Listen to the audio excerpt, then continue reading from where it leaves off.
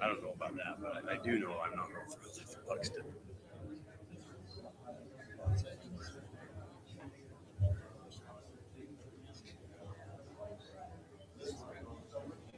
Well, it's up in December this year. Yeah, another 6 months. It's up.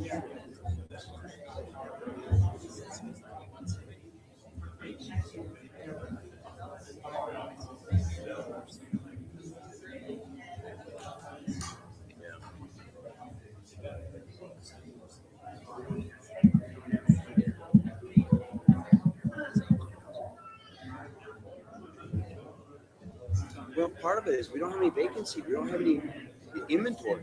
St. George has places people can go where we don't have them, and so.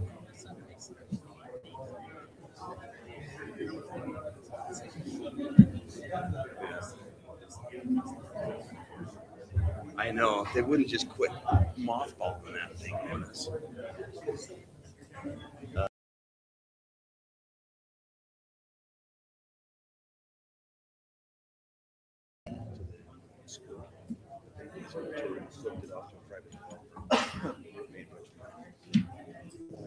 They didn't sell it. Whenever you're ready, Denise. Okay.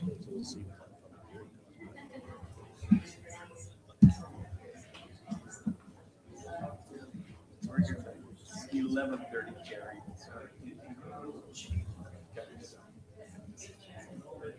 Yeah, what is it?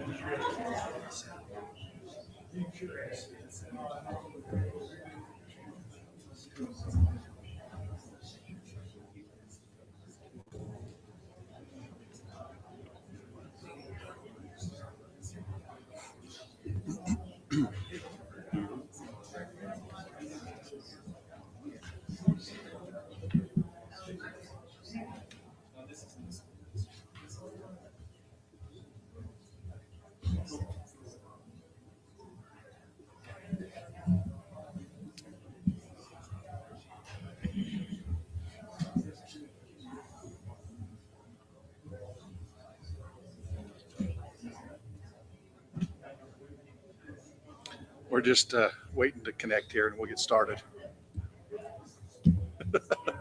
Yeah, they're covering for Troy. They're saying, look, there's insider groupings here just keeping me from that 30-minute thing.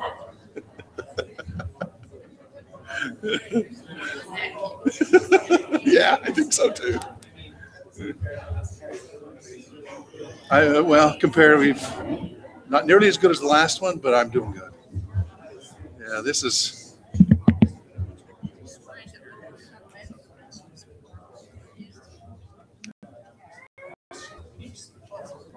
Good luck with that.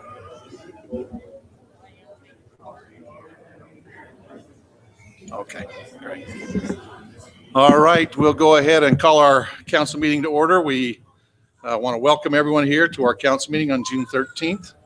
Appreciate you joining with us. We do need to excuse our mayor this evening. He is out of town, and we do have Councilman Ward with us on electronically, so we welcome him electronically tonight. You will hear him give comments on occasion when you think it may be from heaven. It may be. So I have asked Councilwoman Granger to give us our opening prayer, and Councilman Clough will lead us in the Pledge of Allegiance. Our Father in heaven, we're grateful for the opportunities that we have to live in Washington, to enjoy our neighbors and beautiful weather, and all the many opportunities and privileges that are ours. We ask, Father, blessing on the proceedings where we make changes in hearings and understand what the community needs and wants and what the city needs and wants. We ask for us to be respectful of one another, Father, as we intend to be respectful of thee and all the many gifts and opportunities that are ours because of thy great nature. We ask then that we might be careful and respectful and helpful in the decisions that we make, that we might help one another to make the decisions that will best help this city. And we say this in the name of Jesus Christ. Amen. Amen.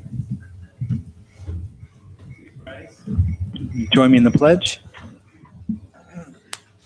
I pledge allegiance to the flag of the United States of America and to the republic for which it stands, one nation, under God, indivisible, with liberty and justice for all.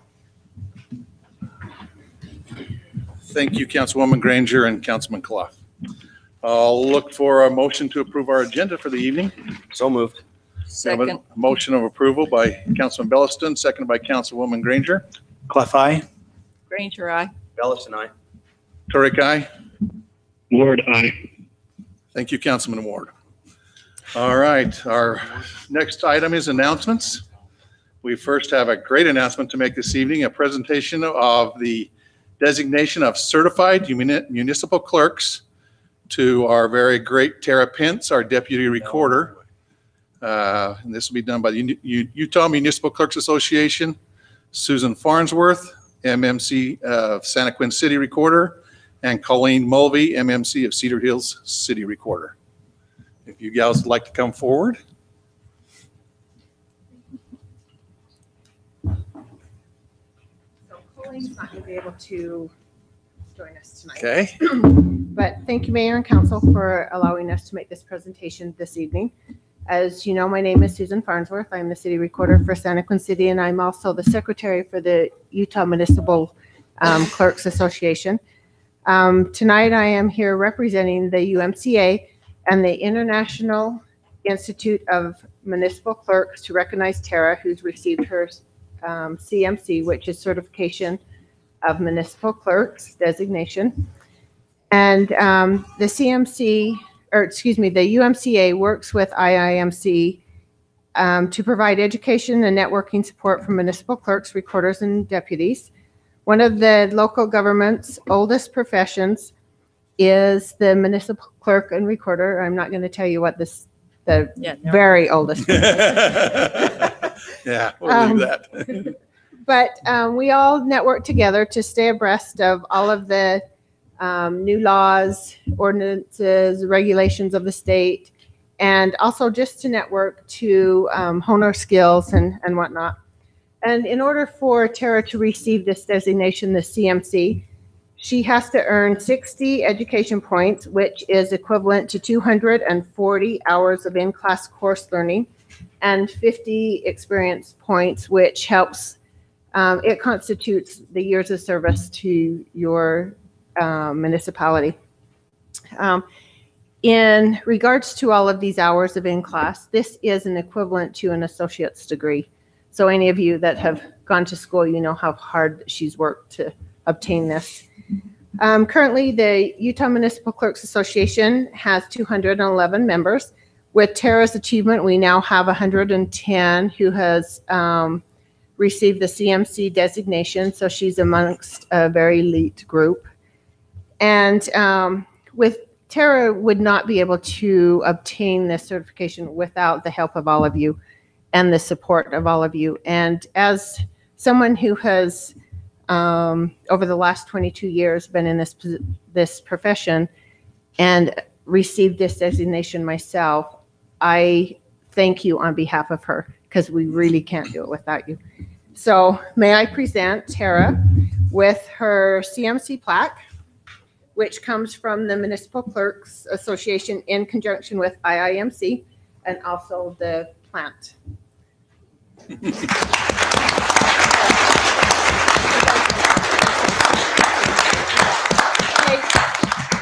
we have a picture of the council as well as Denise for our newsletter? Thank you. Roger, we'll even let you join us, please. Go ahead. We'll let you, yeah. So I have not. Keep on. Carrie, will you join us also?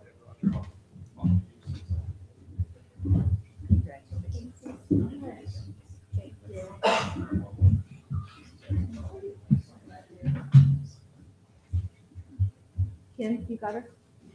Oh, okay. Sherry will take one and then.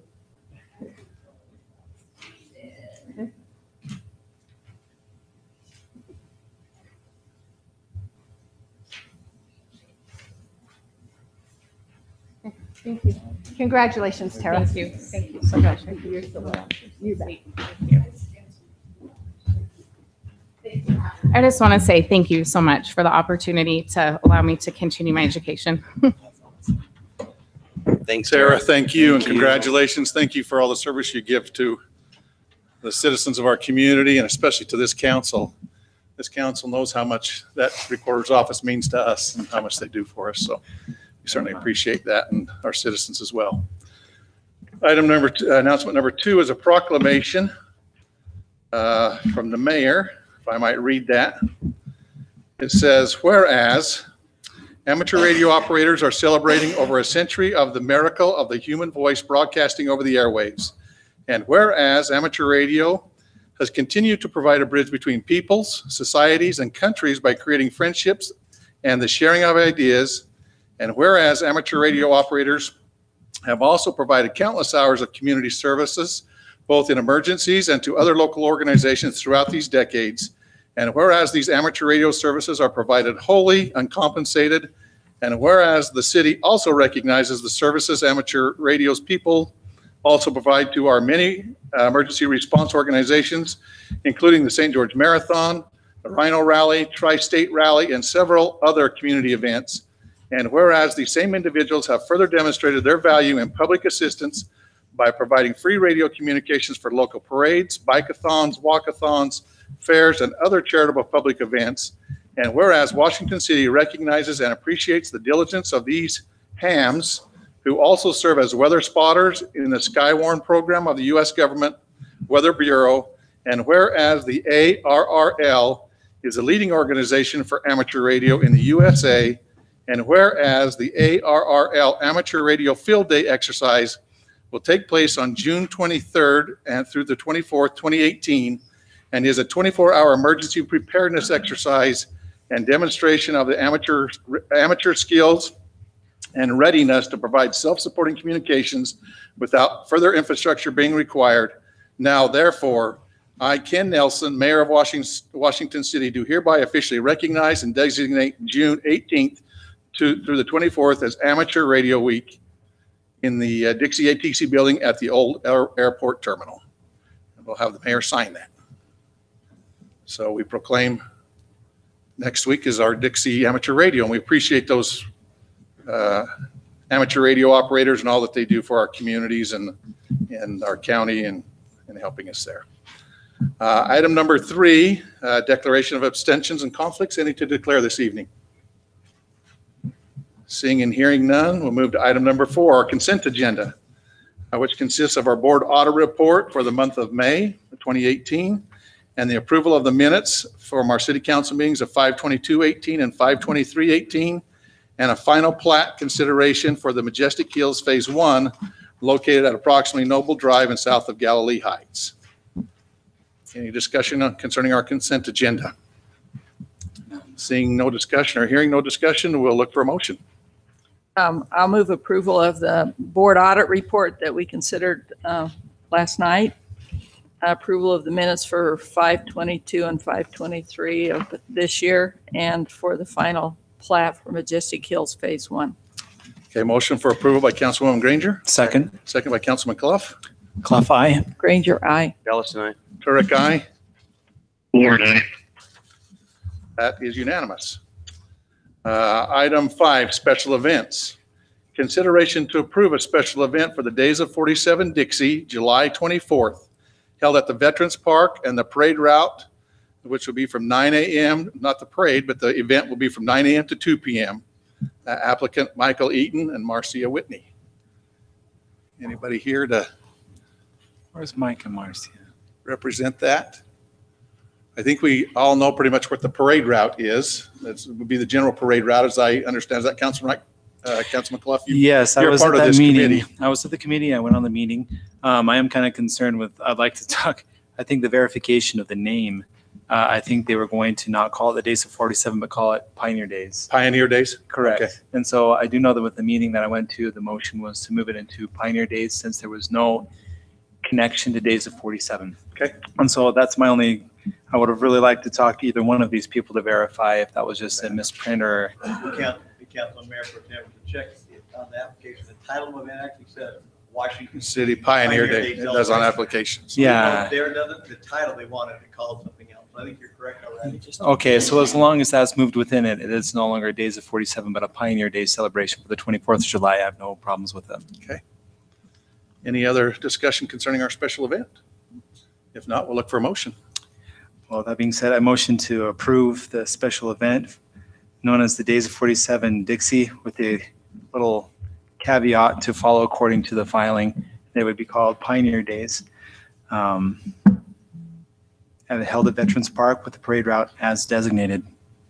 Motion for approval by Councilman Clough, seconded by Councilman Belliston. Clough, aye. Granger, aye. Bellis and I. Turek, aye. Ward, aye. That is unanimous. Item 6 is a preliminary plat. Consideration to approve a preliminary plat for the island at Coral Canyon, Phase 1, located approximately 1300 north, 37 east. Applicant Cole West Homes.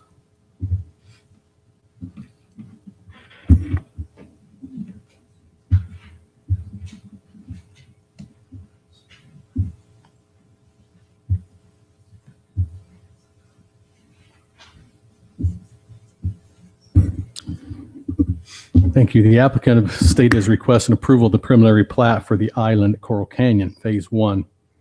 The applicant is proposing 79 lots and the area coverage is 23.621 acres. The zoning designation at this particular spot is the Coral Canyon Planned Community Development, or the Coral Canyon PCD. The surrounding zoning is PCD to the north, west, south, and east. Also to note that this particular area carries the overnight recreational land use for vacation rental options. Proposed subdivision conforms to the approved zoning. The request meets the subdivision requirements and other city ordinances at this particular spot. Staff has reviewed the request and recommends approval with conditions of the preliminary plat as outlined. The Planning Commission reviewed it through a public hearing, and that request was heard on May 16th, 2018 at that scheduled meeting. The Planning Commission, by a vote of 4-1, recommended approval of the preliminary plat for the island at Coral Canyon Phase 1 subdivision to the City Council. And that's based on the findings and subject to the conditions, and they're the standard 11 conditions that we have on preliminary plats. So with that said, I'll be glad to answer any questions the council might have. I'll kind of zoom in over here on this. I am curious as to a description of the party pads. What is the intent of that particular zoning? Well, the zoning's PCD. They're just calling those lots as this development, and what they are is they're going to be where all the rest of the ones in the orangish color or the beige off to the side are kind of a townhome product. Mm-hmm. These are the yellow ones along the bottom. They're going to be single family, bigger homes, just so they can have more people at them. So if you wanted to take 3 families, they'll be able to accommodate. We told them they're going to have to be built with sprinkling systems in it because that'll be a requirement. So that I think each one is proposed to have a pool at it, to have their own self-contained area just for somebody. They don't have to share the regular, amenity area. They'll have pretty much just stay within their own property on those particular lots.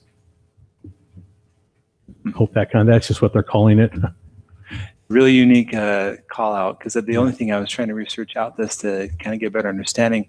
Thing that pulls up is zoning usually known as a bachelor pad or something that seems to be a little bit more rowdy. And I don't mind vacation rentals in this particular area, but just a curiosity of the intent of, is this going to be a high type of like a rental where 4 or 5 families can come in and have plenty of space and plenty of room to have a party? Well, I let them know that all the parking, they can't be parking on the street because it's private streets and they're not big enough. So they're going to have to accommodate, and they pretty much will come in and said that's their plan. Now I'm going to probably invite them up to answer that specifically, because I'm not going to go out on limbs that might break underneath my Fair enough. My weight. Yes. So if there's any other questions, then we'll invite them up. But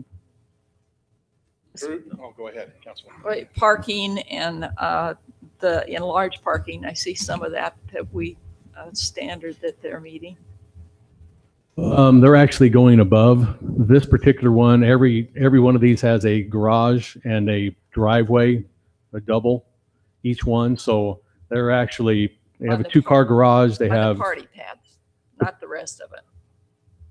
Well, that's what I addressed, that they have to make sure they're all going to park on that property. I told them they need to make some pads, and they feel very comfortable with the size of these lots, that they'll be able to put enough sufficient pad parking up on each one of them.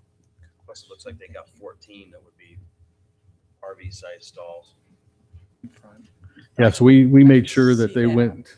So anyway, to cover what it is, there's an extra parking stall, not at the townhome or the twin home, an extra stall throughout the whole project just for each one, which most of them were saying you need to have one per, I mean, our city thing we always had is 1 per 5. They've gone 1 for 1 in this particular project. Wow. One question or concern that I had is the secondary access into this. Looking at the topography around that, it looks like we've got a lot of up and down kind of around. Like you said, it's an island. Is that an improvement to the existing golf course? They're going to use the golf. Yeah, they're going to do like we did up on top of the Highland area. If So you remember, they're we gonna use the- yeah, we're going to use the golf cart pass just for Okay. emergency, secondary access if this neck gets hogged off like the worry is with an accident or something, this will be an emergency way to get there. Now, be aware that you can see these roads. They have stub roads up here. There's going to be a lot of development out in this area. I think it's 7. Is that what it's called? Area 7 has more that will come to it. Okay. And I so assume there there, probably would be. I just didn't know how we tie into that. yeah, so Futuristic is- that's particularly what this green area down here is just for that emergency access. All right.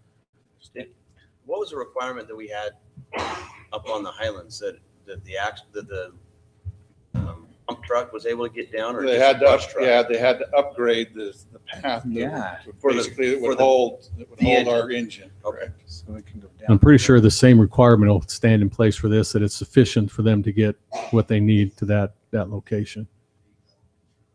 So. Which particular?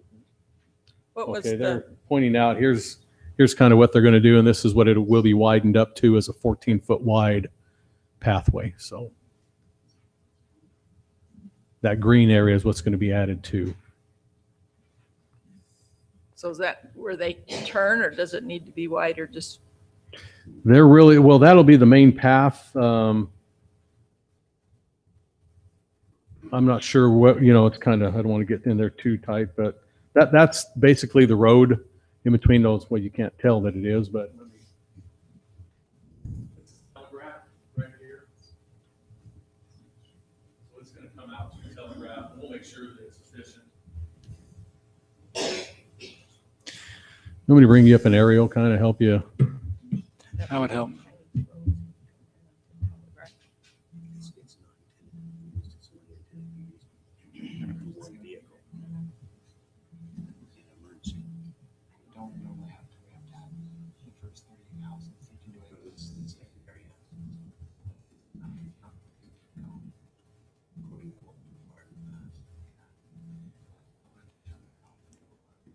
They're going to improve this particular area right here is where they'll come in and get on that path, you can see, and then follow it.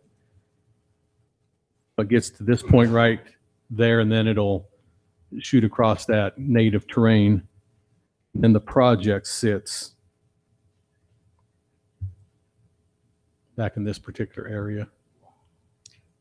what were the concerns expressed in the planning commission that led to a nay vote by one of the commissioners? First of all, it wasn't on the plan originally. That's why the item was tabled the first time through. And we talked about, because they had shown on the original one that they're going to have some parking right off of the main road, which is a public road. We don't allow that at a 90-degree turn. So we said, well, we can move these internally. We'll move this. And they said, well, we want to see it. And so they also wanted to see where this particular green line was. So they just enhanced that. And that's what was held up at the planning commission. They just wanted to physically see it on the plat before they moved it through. Okay. Yeah, the one nay vote was on a parking. He didn't feel there was enough parking internally in it. That was Commissioner. Well, there's 5 per. That was his concern. As I read through the minutes, that was his concern, as the north side parking was stated. Yeah, so right now, they are proposing 2 in the garage. There's 2, and again, these won't be garages that are full of stuff because they're going to be use. Folks will own them, but they'll rent them out when they're not using them type thing. And so the garages will be available, then the driveways will be available, then they'll have even an extra parking stall for every single one of them, plus the boat and toy hauler area. So my original question was, do we have enough toy hauler spaces in that area? Or are you saying they can park next to their homes? No, they can't park those on their homes by any means. There won't be room So for I them. don't see, I don't know what our ratio is, because I don't think we've ever set that standard. But Well, they are there's proposing 7 there, 14 14, okay. 14 And 7 over toy, there. parking stalls. I don't know if we have anybody that's ever even put that many in. So I'd say this is going to be the most that we've seen. And how many units? Unit count was, I think it's 70, About 79 is what I thought. Are we counting- 79, particular areas. That's That- including the single family lots as well. Which could be for 3 families. Well, I'm just saying that's what they want to make them for, is that they'll have a home sufficient, that's bigger, and they are going to sprinkle those so that, because even if they built the homes and didn't sprinkle them, the code would only allow them, the building code would only allow them 10 occupants in there. So they're going to put the sprinkling systems in those particular ones, and then they aren't So going to be somewhere limited. between every 5 and 6 units, we're getting RV a parking. elongated path. Okay, thank you.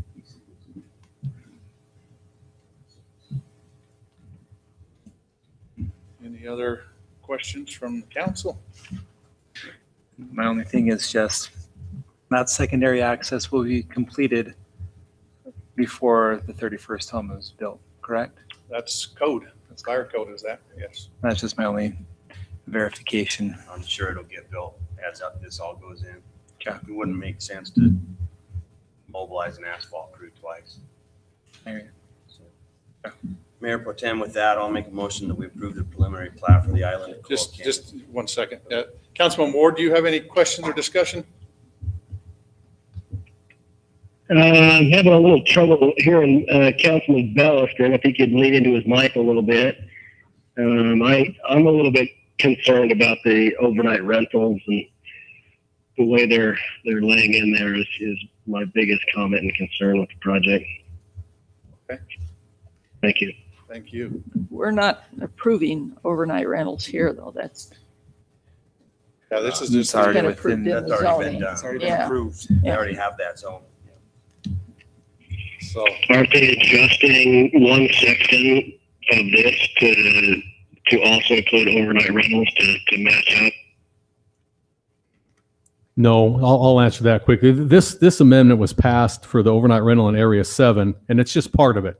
As you go deeper into Area 7, they don't have the vacation rental. We're going to keep it out here at the beginning of it, and that would protect the homes in the back. They're going to be moored around the golf course area.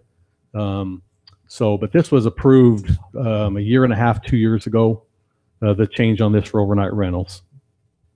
is this as far as the overnight rentals will go? The next parcel's on in? And I think there's a little bit left, isn't there, as a vacation there? It's a little bit more that will go, I think, to the west. All right. But again, as you head north into the project around there, that it's on the map. We can, Correct. there is a limit line. I remember that change taking place. I just didn't know how far. For your information, Councilman Ward, I think we're going to be talking about short-term rentals with some mapping of our area in probably the next workshop. Thank you. All right. If there's no more discussion, Councilman Belliston, you started a motion. I'll come back to you. Oh, I made the motion that we approve the preliminary plat for the island of Coral Canyon Phase 1, located approximately 1300 north, 3700 east. A motion is for approval by Councilman Belliston, Second, second by Councilman Clough. Clough, aye. Granger, aye. Bellis and I. Turek, aye. Ward, aye. Thank you. That is unanimous. Item number 7 is our public hearings. Our first public hearing is for consideration to approve a general plan amendment G-18-03 to change the land use designation from low density LD and medium density MD, or medium high density from medium density to medium high density MHD, located at approximately 400 east, 4200 south. Applicant Development Solutions Group.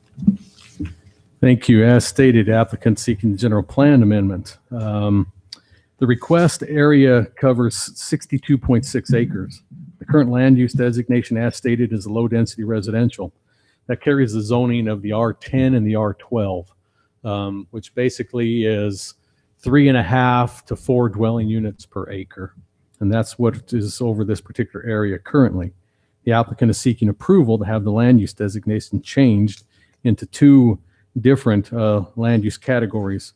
One of them will be a 33.6 acre area, which will be for the medium density residential. And then the remaining 29 acres will be covered under the medium high density residential. The pink is the medium high, and the kind of orangish color is the medium density, as you see on the map.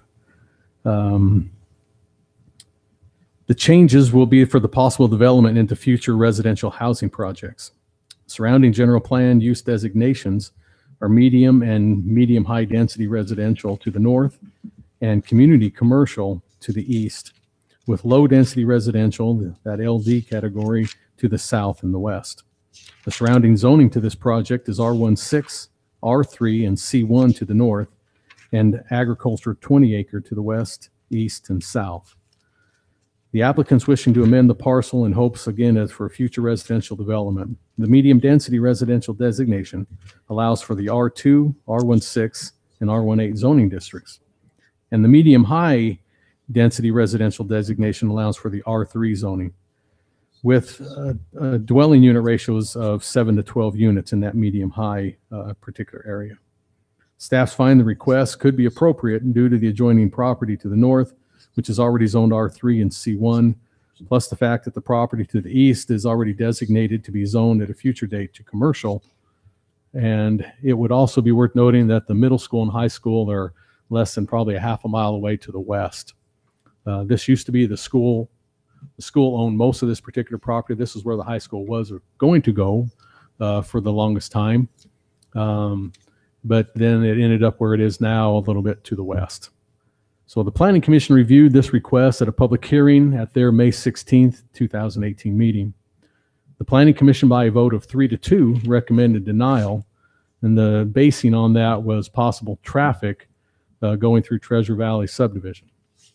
The proposed G-18-03 application to amend the general plan use map is outlined above and shown in the exhibit attached here to the City Council. So again, staff recommended approval. The Planning Commission held their public hearing by a 3-2 vote, recommended denial, basing it on possible traffic problems. So I'll answer any questions that the council might have that I can help you with. Any questions from the council for Drew? Do we have any traffic studies that would be helpful to us? Well, right now I would say no, but I do have a master transportation plan that has some major roads that are going to go through here. So I was kind of confused a little bit when I know these roads are going to be built or need to be built to help move traffic, especially to get it out towards Washington Fields Road right now. We don't really have a road prepared for that, but this development would help bring at least 2 of those connections over to the Washington Could we Fields see the Road. connections according to the transportation plan, how this is proposed to go I would through? love to find those for you. I'm concerned with the road alignment within these being proposed. In other words, we need the development to build the roads. Well, the Yes. development will build Treasure Valley Road and to the edge of their property, but it looks like they don't run all the way to Washington Fields Road, so there's a section there that needs to be done. And I don't know if they have a plan to do that or not, but.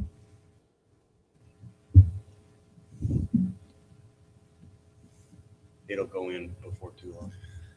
Part of your issue with traffic studies, obviously, with depending on zoning going in, would depend on units. And so probably wouldn't have a traffic study per se yet, as we're still in general plan, but at least we could see what the connectivity is for it. Well, if there's a portion of that that's not connected, then building part of the road's not going to help the Yeah. traffic issue. Try's going to send it all another direction because there's only one connection, They right? can't get there. St. George is also working on 2450 right now to the high school.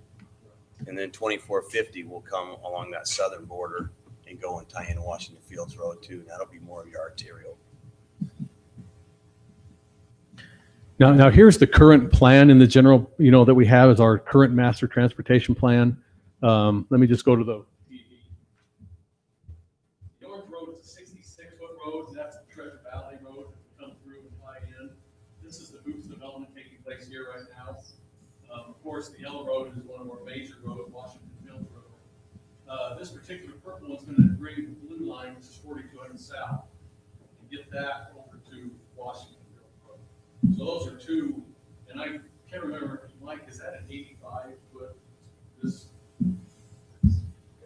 Now, I will, the Public Works is working through getting this actually a little bit cleaner down here, but it hasn't been amended per se by the city council yet. It actually cleans this area up a little bit more, but still the same size roads. They're going to use 4200 south, aren't you? Just to kind of come, and they hope to bend it up and to tie into Treasure Valley and really clean that up a lot. Now that pink line that you're proposing right there, when I look at where that's proposed compared to the property that's being developed or being voted It's on the tonight, southern part of it. it seems like that's actually below the southern part of that. Because No, it's that same bend as that property line So that does trace the property line. on the south boundary. Okay, it is not below the property line. It is on that Yeah. property line. It should be splitting that. Again, this plan can be a little bit, what I like to say, north-south. We don't put it exactly, but it would go on. I know that it's always been planned to be on that property line back when the school was going to go there. Right. I've been watching this for the last 12 years. Because as it's seen right now, it's going right through the Sandia, nursery that's down there. That's why I was wondering if it's actually supposed to be above those dots and the little squares you have over there. Shouldn't it be above that if it's going to Well- follow the property line? It's going No. along the property line. See what I'm talking about? Yeah, the Gibby Hancock properties are all down here in this kind of red and yellow. Mm-hmm. And the nursery is actually in that red kind of area. Okay. Those buildings that you saw on the other map are on that north side of this. Okay. So, and then this is the property line. You can see that bend, in the property there. And So back to the road one, what is the portion of the road that doesn't quite connect yet? which, That last little bit on the right, on that pink one, See that? Mhm. that last little bright bit on the right, and then on the orange one, the last little bit on the right there. right now, that blue line basically dies right here. And the orange line basically dies right here. As of today. Now, this is only half of a road as it sits right now, that Treasure Valley one. If you go out, it's only built half because of Steeplechase built that half. But then development to the south will take in the other half of that. So And Drew, the green road on the south, that's 2450. that's 2450. Now, I'm curious, is the red line doesn't go all the way through? Is it halfway chained? Which up here? Yeah, that red one, the red dot. As it goes through the Hoops subdivision in there, the edge, does that at one point get chained? It's not a true all the way access, or is that a true access? It's not in. It's not in yet, and won't be until they develop their commercial piece. Okay. Because I remember someone saying something about a part of one of these roads is chained off for some reason, and I don't remember. Well, that's where you exactly. have the townhome project in its private streets is chained off right now because they're under construction. Okay. So they're trying to keep people out, and if you try to drive through there, it's a nightmare anyway, right now. So Based on the amount of property they want to rezone, how many new units are we potentially being asked to approve? well, just quick math would tell you that basically 29, and again, which nobody could really hit well, but let's just do it. It'd be 290 to 300. The medium high density, which would be the R3, could be a townhome. It'd just be a higher density, so there would be probably 300 in that area max. That's being able to So what do we just use what do we everything figure per appropriately. unit? Is it 2 1/4, 2 1/2? What's our for the population? How many people are we figuring per home? Our population says we have 2.7 per residence that's what it says right now. All right.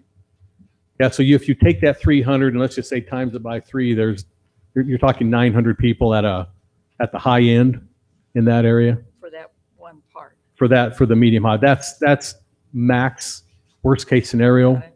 Got it. The other one you're looking at 33, let's just say I'm going to round that down to 33. And even if they hit 4 dwelling units, on the medium, well, they could actually get up to 6 if, again, at the worst case scenario, Oh, yeah. 6 times that would be 200 and I'm going to say worst case scenario, 240 homes times 3. So you're looking at 700 So 1,500, 1,600 people eventually. people in a 62 acre area.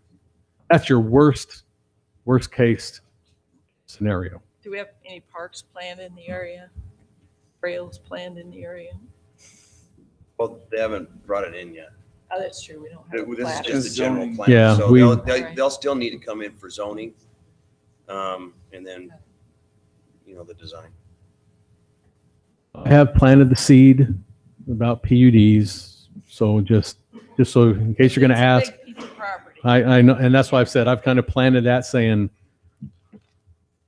it looks favorable because it helps everybody if you go the route of PUD when you come in for zone changes, et cetera. So My feel on the PUD in pushing for that, I don't know if that's appropriate, simply allows us to mitigate existing homeowners and see if we can move around and better connect things. Be interested to see how we move on this. yeah, and roads always roads dictate, believe it or not, heavily how your dwelling units per acre really pan out. If you can keep everything straight and rectangular, that's your maximum. But if you have to put any kind of bends in, et cetera, it really starts cutting into that. There's a benefit for us, a loss for development, but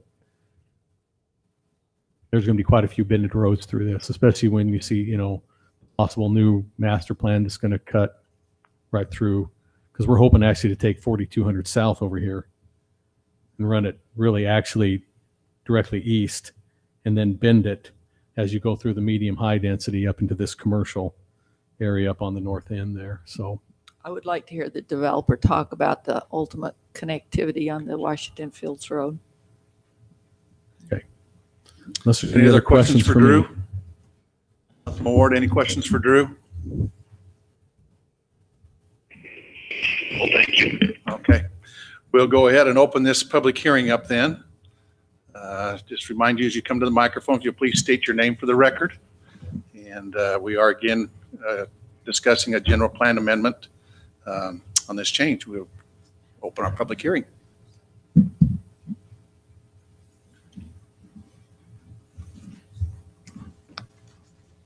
My name's Mike Callahan. I live in the Treasure Valley area. And I appreciate you giving us time to come up here and speak. I'm not a public speaker, so bear with me. There's been a few of us stand at that very podium in the same position, so don't be intimidated at all. To begin with, I hope that the council is worried about our children's safety, especially in the neighborhoods, as I am. Safety in our neighborhood is important, I think. There are presently 3 schools within, 2 of them are very close to our subdivision, and 1 is about a mile away. And we already have problems on South 20 East with people doing excessive speed. And the schools are just adjacent to it at the end, and they haven't even opened yet. So I can imagine we'll have more problems. One of the things I'm worried about is that we have a park that is west of the subdivision, and most of the subdivision is east of it. And a lot of young children cross that road there. And I believe that it'll take a lot more traffic once the schools open. I believe that many of the roads that are around our subdivisions are already heavily trafficked during the morning times. I believe a high density development will increase this.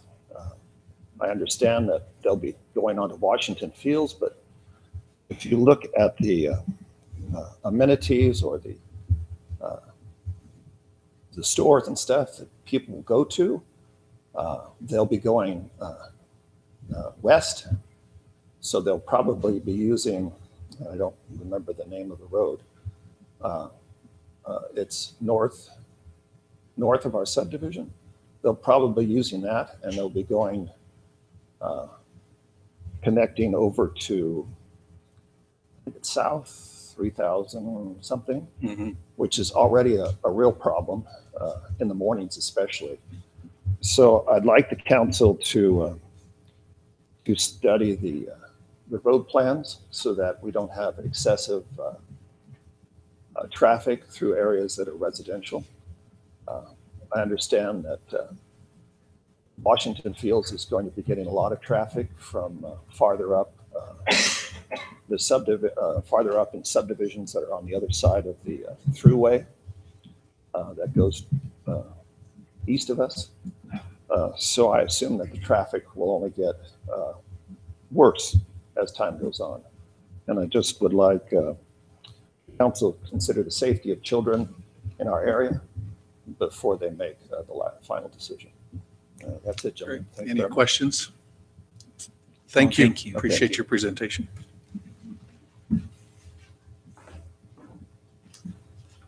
Thank you, Council. My name is Richard Harder. I'm a member also of the Treasure Valley community, and I appreciate the opportunity to have this voice. I'd just like to maybe summarize a memo or an email that I sent that I think may have been read before the Planning Commission. I'm going to preface my remarks by saying that I recently received a traffic citation in front of Majestic View School, and I was very glad for that. I've never been glad about receiving a citation. I can't remember the last time I received one, but they clocked me at going 25 miles an hour in the 20-mile zone. I told Officer Trolley, I said, thank you very much. It's easy to become complacent. And the reason I'm saying this or sharing this with you is that the last thing I would ever want hanging over my head as a driver is to be the cause of a child's serious injury or death. Start with that. So I'm addressing the issue of traffic pattern, traffic flow. Now I realize that we'll go forward with developing housing in the Crimson area that we're talking about here. You may not be able to require this, council members, but I hope that you'll strongly encourage whatever, that the construction traffic coming in and out of that area while they're building and developing properties there, as much as possible, have them come off of Washington Fields Road, even down that undeveloped part of Treasure Valley Road, Rocket or whatever, but bring the cement mixers down through there into the construction site rather than up east onto Treasure Valley Road off of 20 East. We have a middle school opening in the fall. We're going to have kids on scooters and skateboards and you name it, trucking down through that community, going to school. I've seen construction traffic going westbound in Treasure Valley Road to connect to 20 East, late for work or late for the next pour of concrete. Kind of a scary scene. And we don't want one child, not one, injured or seriously or killed because of that. So I know that there's a lot of discussion to maybe yet about roads and 42 South, I guess, connecting to Washington Fields Road and how that's going to bend and how we're going to move Treasure Valley Road through that developing community. But above all, my clarion call is about public safety. We just be very careful with that. And if whatever restrictions or limitations we can put on the construction people and subcontractors, put the black and whites down there and get some enforcement going. I've seen a lot of high speed stuff going through the Treasure Valley Road. It's not good. Thank you very much. Any questions? I actually have a question for either one of you guys. What's the distance before they bust the students? I wanted to say is it 2 miles? I want to say it's a 2 to 3. 2 is where I think they start the buses. Because I'm just taking into consideration between us and Pineview High School. I know that the old Nisons is still a bus stop for that. So 2 I'm just curious what the distance is from this development to that new intermediate school. Well, with this being a cone site, I mean, there is a significant amount of schools coming online. to be kind of hard to draw that line. Yeah, that doesn't necessarily ring true because there's places that we bus because of safety issues that we have chosen to bus those kids that really are within a walking. And I would think going over 3650. Possibly that's some that I know that we've got one bus route that we pay for because of Horizon. Yeah. Correct. So is that something that we should be bringing into a consideration as this development goes forward, or is this something we address at the beginning? I don't think they'll worry about busing anything until there's homes out there. But Right. At what point? That was just for my own curiosity. Yeah, at this stage, I mean, obviously your general plan staging, so you can just figure densities. That's what you have to think about is densities. So, and then obviously behind densities comes preliminary plats and layouts. And so, yeah.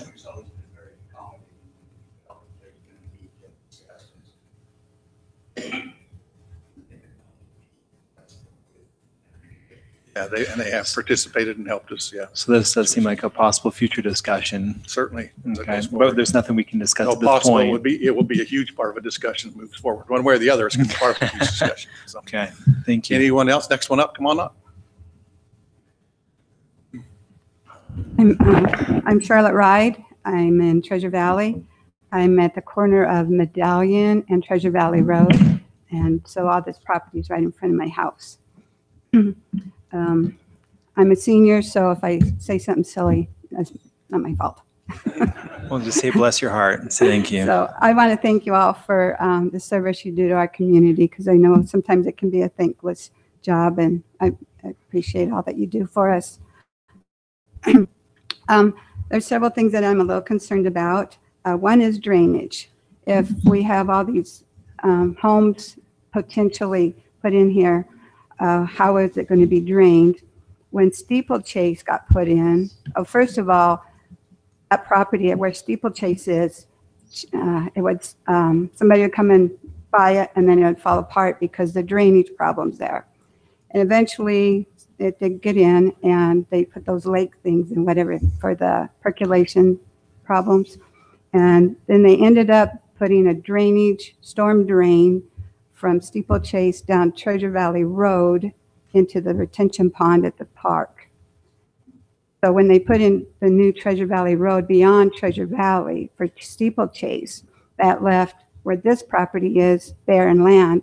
So when we had big rain, we got too much drainage into Treasure Valley again because they didn't drain it properly. I don't know where all the water is going to go from these properties. Are they going to go to the retention pond? They're going to make new ones? They're going to, that kind of thing. When the construction plans come forward and the Public Works Department will go through all of that. They're required to deal with their own drainage. The positive part would be it will go in a pipe rather than this is now hitting that vacant property and just flowing towards your homes. And so of any benefit there may be the fact that stormwater is now will become collected and piped to where that problem will disappear for you. But I would think that when they did Steeplechase, they would have already figured that out because they raised Treasure Valley Road. So when the water came, it hit the edge of it, and I'm I sure don't know where to Public go. Works, I'm sure our Public Works Department has a master plan of where that drainage is going to tie in and out. We'll try and tie in somewhere there. It's just, we don't see that until those plats move forward to us. Okay, well, that was very concerned, so we'll keep an eye on that in the future. Obviously. I'm not against housing going in there. What I'm against is the high density, the more high density, the rezoning. The chain across the road where Freedom Village is. Originally, that was rezoned at overlay, so they could have the short-term rentals in there. The chain there, as Mr. Ellerman was saying, they're hoping it would come off, but there's not a rule that it has to, I don't think, because it is private. And as far as Treasure Valley Road going out to Washington Fields Road, that's got to go through that undeveloped or not nobody's applied to develop that red property. So my experiences have been that could be developed in 2 months. It could be 10 years. And unless you do eminent domain, you got to wait for the property owner to want to develop it. Is that correct? That's correct. Yes. Now, when we were at the commission, the planning commission public hearing, I've talked about that road, and I since had found out that we do have a transportation master plan, which Drew was just talking about. But Drew, when you were, after we closed that public hearing last month, you put up some kind of a map up there that you were showing how Treasure Valley Road was going to curve down into that red section and hook up to 42 or something. And it's not that way on the master plan at all. So I was a little confused. That's what I was trying to say Yeah. earlier. I said, this is what's adopted, what I showed tonight, but there is a plan being proposed that they're putting together that the Public Works will bring to the city council. And how long time it could be, but they're working at that, and that's going to be more the plan that we're going to want to see. So they'll be. That's their future hope is. But it's still on the transportation master plan, which needs to be readopted, but it doesn't mean that the owner of that property is going to develop at any time, any specific time. Correct. Okay. And then when Steeplechase got put in, or was being constructed, excavated, I should say, we made kind of an agreement with them as Treasure Valley, the city, and them, that they would bring all their heavy equipment through a dirt road off of Washington Fields Road instead of going through the neighborhood. They didn't 100% do that, but it really helped. So if we could do that again, whoever and how many, whatever they end up building there, if it's high density or leave it how it is. Personally, me and my family, we would prefer to leave the zoning just like it is. Let me see my notes here. If it doesn't go through to Washington Fields Road, all of the new residents will have to force to go through Steeplechase and Treasure Valley. They have no other option, and that's going to be tons of traffic, especially with the schools. And going through our neighborhood and Stonehenge and Steeplechase, zigzag and kids, and it's just a problem, a major problem. So, and then the 4200 South, which turns into 2000 South, plus 20 East, which goes north and south, and then Treasure Valley Road. They're major collectors, I guess. I don't know, 66 feet, and I don't know what the speed limits are on those for that size of a road. And I know people go fast because there's no, well, except for Steeplechase, there's no driveways to the homes. So people think they can go faster, even though it's 25 miles an hour. And so those are some of my concerns. One of the things when, and I appreciate Drew, so I hope I'm not saying something negative, Drew. A lot of things are said that we hope to do this and we hope to do that, but it's not in concrete. We hope we can do this, so until it's more in concrete or adopted, that would be much more beneficial to know that it's in concrete, so to speak. So, do you have any questions for me? Any questions? I would just urge you to stay involved through the plats and That moves forward. the other things that we Yeah, need the to only do. one comment I had, and I think you saw this council pick up pretty quickly on those pieces of road that are not connected. I think that Yeah. kind of, this council's got that, their Yeah. attention's there. So I I don't think appreciate you need that. to worry about it. I thought that, you've seen that picked up on about that quick. Because a lot of people have no idea there's such a thing as a transportation master plan and what it means. You can't build on it if it's adopted, so. Thank you Well, very much. Thank you for coming and participating in the process.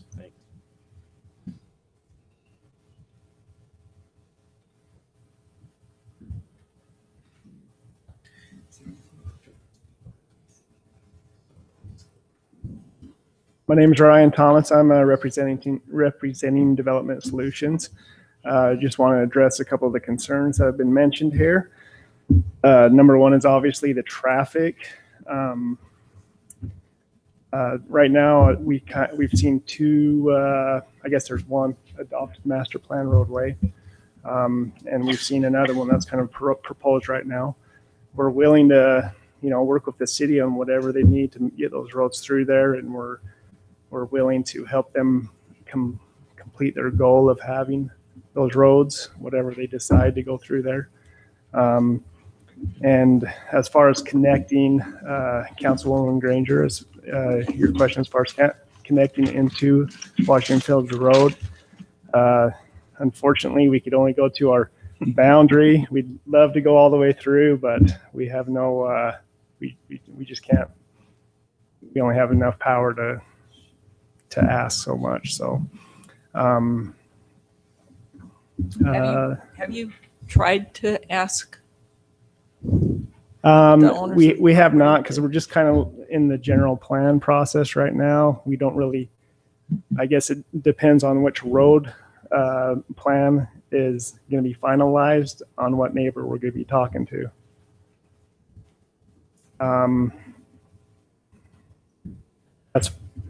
As far as density goes, the product that we want to do in the medium density, and I know this is the general plan, so I could say all I want, but I mean, as we go through the system, you guys will look at what our final product's going to look like, and that's what you guys can deny or approve. Sure. But what our intent in the medium density, with the medium density land designation. Can you hear?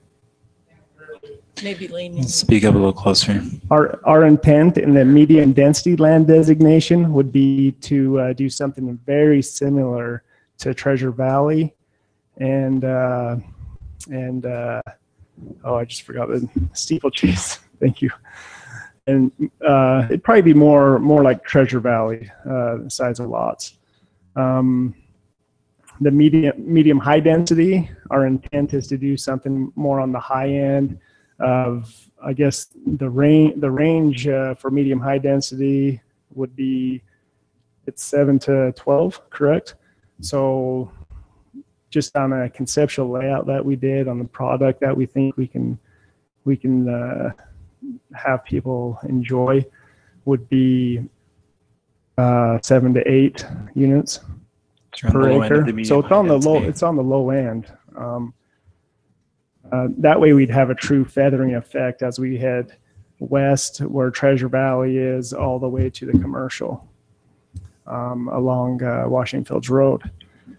The issue of safety was brought up, and we'll do our best, I guess not our best, but we'll work with the Public Works Department to look at the traffic. We'll have traffic study done, and any recommendations that the city has as far as staff to calm the traffic down. We'll work with those guys and we'll make sure that happens. Traffic through the subdivision during construction, from excavation all the way to house building, we will strongly recommend that they go around Treasure Valley and Steeplechase, use the bigger roads so they're not weaving in and out of the neighborhoods, causing problems with kids running from house to house. You know Dan Hoops pretty well, don't you? I've never met him. I just heard of his name. Okay. Well, he owns property to the north all the way to Washington Fields Road, and where he's currently in construction working on stuff there, I would think that he'd give you access at least for the big construction equipment across his property. He's pretty accommodating anyway. All right. Well, thanks. You may want to consider doing more than strongly recommending. Well, yeah. I like the discussion brought up from one of the previous people that got up here. She discussed how in the development of Steeplechase that there was some sort of a road worked out to avoid having all that come across. If something similar to that could be discussed, I'm sure Charlotte would be really happy. Yeah. So, it's already graded out. We'll contact Dan Hoops for sure and ask him if we could pass through there. If it could be discussed, we appreciate you reaching out for that, because obviously with all these people, construction is a lot of moving parts in any way to reduce that safety issue, make it a higher safety but lower problems would be great. Yeah. So strongly recommend plus a little. Yeah. That'd be awesome. Well, I understand. I understand that those are all all Those private. become parts Or of the they're all, next- they're all next piece of public. the I puzzle. do think appreciate we in need to- seeing how these densities proposed, you truly are looking for a feathering effect, not to truly change major zoning that would already exist in Treasure Valley. We want to No. do something comparable, and then even on your medium high density, it's on the very low end of that, which I think is very respectful to a lot of the people that live there right now. So that is Yeah. very appreciative. Let's see. I think drainage was another concern that was brought up, and I think Councilman Belliston said, we will work with staff with the Public Works Department. They have a comprehensive drainage study manual that we need to follow, and that's a concern to them in drainage, and it is here in southern Utah, and they will look at that closely with us and make sure that we are complying with what was set forth by the Washington City. I guess, are there any more questions that I could answer? Any more questions for Development Solutions? Councilman Ward, do you have any questions? No, thank you. Okay, Thank you. thank you. Anybody else out there? If you've already spoken, we won't have you back up again one time. My name is Don Watlett, and my wife and I live in Don Watlett. My wife and I live in Treasure Valley, and I just want to keep it simple. I would like to ask you to deny a zone change there on that property. There's just too many issues. We've got a lot of traffic coming up 20, going to the new school. I think there's going to be close to 1,500 students in the high school driving their cars back and forth every day. That traffic is going to be mingling with future traffic from this high density development, which I think that the impact would be quite negative for the community to absorb. So I would say leave it low density, maybe do something low density. I think maybe that might be acceptable to most people. That's my opinion. Anything beyond that's going to create problems in the long run and a lot of stress for our community. Thank you. Thank you. Anyone else? Sherry Tate, I just have a question. Has any conversation been brought up on the widening of Washington Fields Road? Do we know when the next widening of Washington Fields Road or the lights at 3650 Washington Fields Road and up by the new school? Do we know when those lights are going in? Lights, both the widening and the lights will depend on warrants once we meet warrants, which is traffic, the standard traffic that is established out there. Okay. Are you talking further? Where are the widening that you're discussing? Well, I know that From the South far of and kind of State Farm. south? yeah, clear through. It's planned to go clear through from coming around the hill. People, not addresses, Coming around around, Chipman's by and Chipman's, coming coming down through. and in front of the new Majestic Elementary, clear through the farm down. I can tell you, our fence has been ran into 5 or 6 times by people, they change stops, whatever. But all these people, they're concerned with that school and all that and more schools. I get it. It's going to be crazy. And so you add 1,500 homes right there on that corner, that intersection alone, that 3650 Washington Fields Road, right below the farm, something definitely has to be done. And so, I think a signal would become very quickly if that were yeah, to be the case. and honestly, even between us and Andrus's, that farm road that nobody was going to use to get to Plum, Yeah. it's used a lot. So the roads are a huge concern, and I know it's up to the developer, land developer, to get the roads, but really lights, roads, I can see the stress. So I know that there was a plan for the widening of the road because I know we've allowed utilities to go in for that plan. So I just wondered if it. Yeah, the irony of the whole thing is that usually it's traffic, it's homes that develop the traffic that develop the lights and the widening. Exactly. And so it is a standard. We actually just recently, not too long ago, looked at 3090 because of Majestic, and does not quite. Yeah, because the sidewalks, the everything. So just wondering if it had been discussed. Thanks. Thanks, Sherry. Anyone else come forward?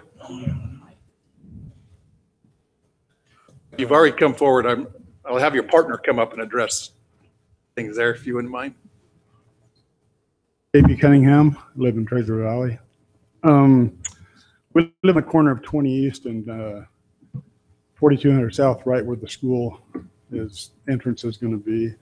And I know you've got the message about roads. The last couple of years, we've experienced all sorts of construction traffic going down 20 East and coming up essentially 4200. And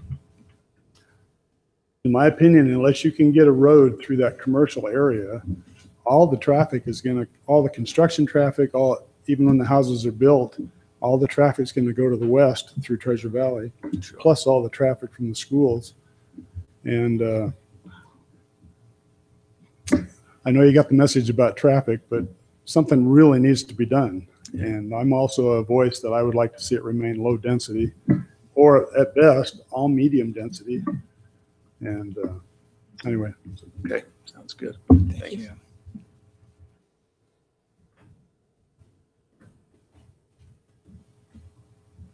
My name is Logan Blake. I represent Development Solutions as well. I believe it was Mrs. Tate that said something about 1,500 homes. That's about 5 times as many as we could get in here. We asked for medium density in Washington. It's right at the cusp of the range. We're looking for really for the R18 zoning, which is medium density to the top end.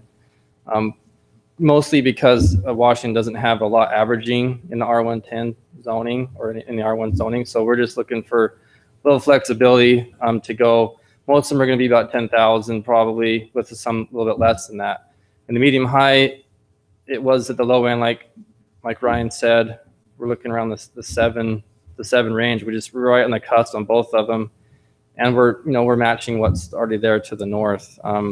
But it's not 1,500. It's more about around 100 single family in the medium density, around, like I said, 200 if you do the numbers. I think they were just going off the maximum that could. I mean, And I think that was the number of people that could be in people, the. yeah, it is Number a of whole- people. Yeah. But, Yeah, so, well, but it's it's good to know that that's what you're people. looking for. Oh, Is okay. just some lot flexibility. Yeah, because we're not. Yeah, we've we're had looking- like I developers said, come in we're here looking that at- have given us that, and then it's worked very well for us. We've had some others come in and give us that, and all of a sudden we end up with R16s. Oh. So it's good to hear your intentions. Okay, thank you.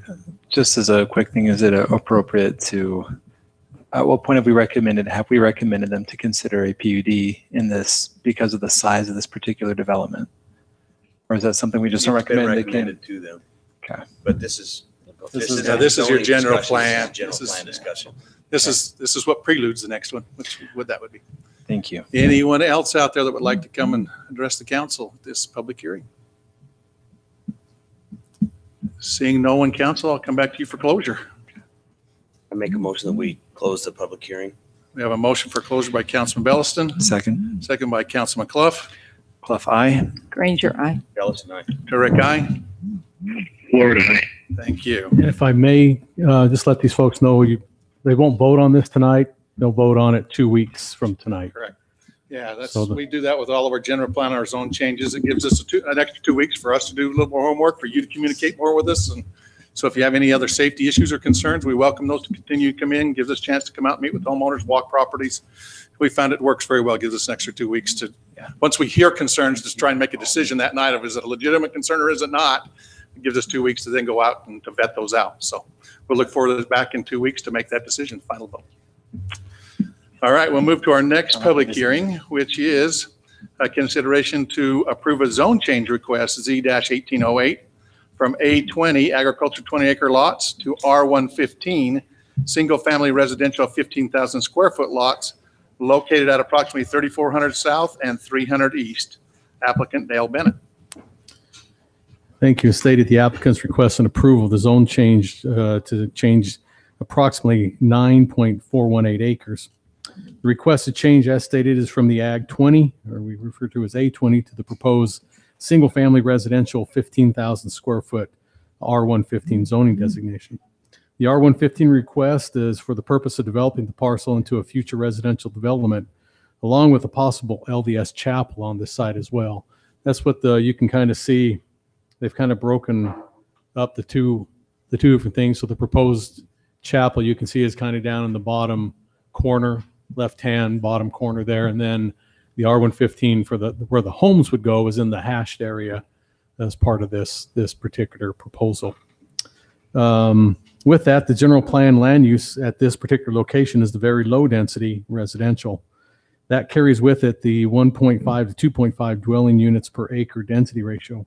That R115 is the zone that falls within that very low density. That's the smallest zone you can put in the very low density residential for the general plan. The surrounding zoning to this parcel is A20 to the north, east, and south, and RA half to the west. Staff has reviewed the requested zone change, finds it conforms to the general plan and to the zoning ordinance. Planning Commission reviewed through a public hearing this request at their May 2nd, 2018 meeting. The Planning Commission unanimously recommended approval of Z-18-08 for the zone change request from Ag 20 to the proposed single-family residential 15,000 square foot minimum, or the R115 zoning designation, onto you, the City Council. And that's based on the findings in the report. I'll be glad to answer any questions that the council might have on this proposed zone change. Any questions for Drew from council? That's pretty straightforward.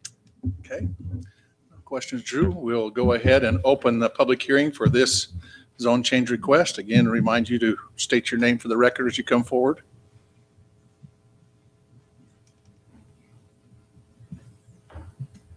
Hi again, Sherry Tate. This was our land, and I'm not going to go through the song and dance, only a little bit. We sold it, well, Ralph sold it, my dad, and You don't make it sound like there's much of a we involved. Not a we, it was a he.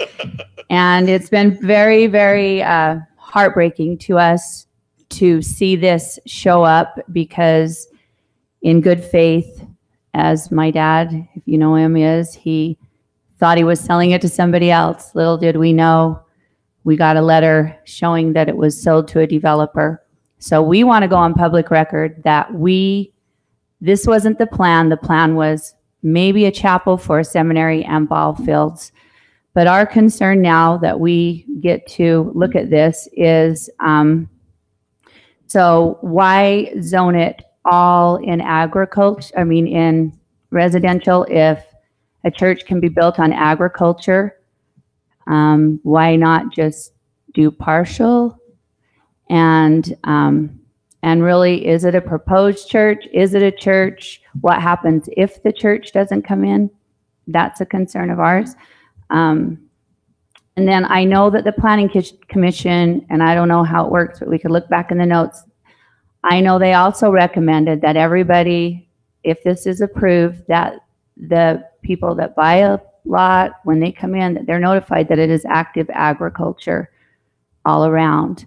That is a huge thing for us. We plan on farming, and we plan on staying there. Like I said, this has been a nightmare to us, and I know a lot of people probably behind me are saying, yeah, we're going to run you out, but we're planning on staying, and we are going to farm as long as we can, which I hope I'm dead before, I hope we go and I die and then my kids, whatever. But we know that we will be farming right up next to this property. In fact, it's the property where our corn maze is. And so there will be people going through a corn maze. There will be lights. There will be tailwater from that crop, that cornfield.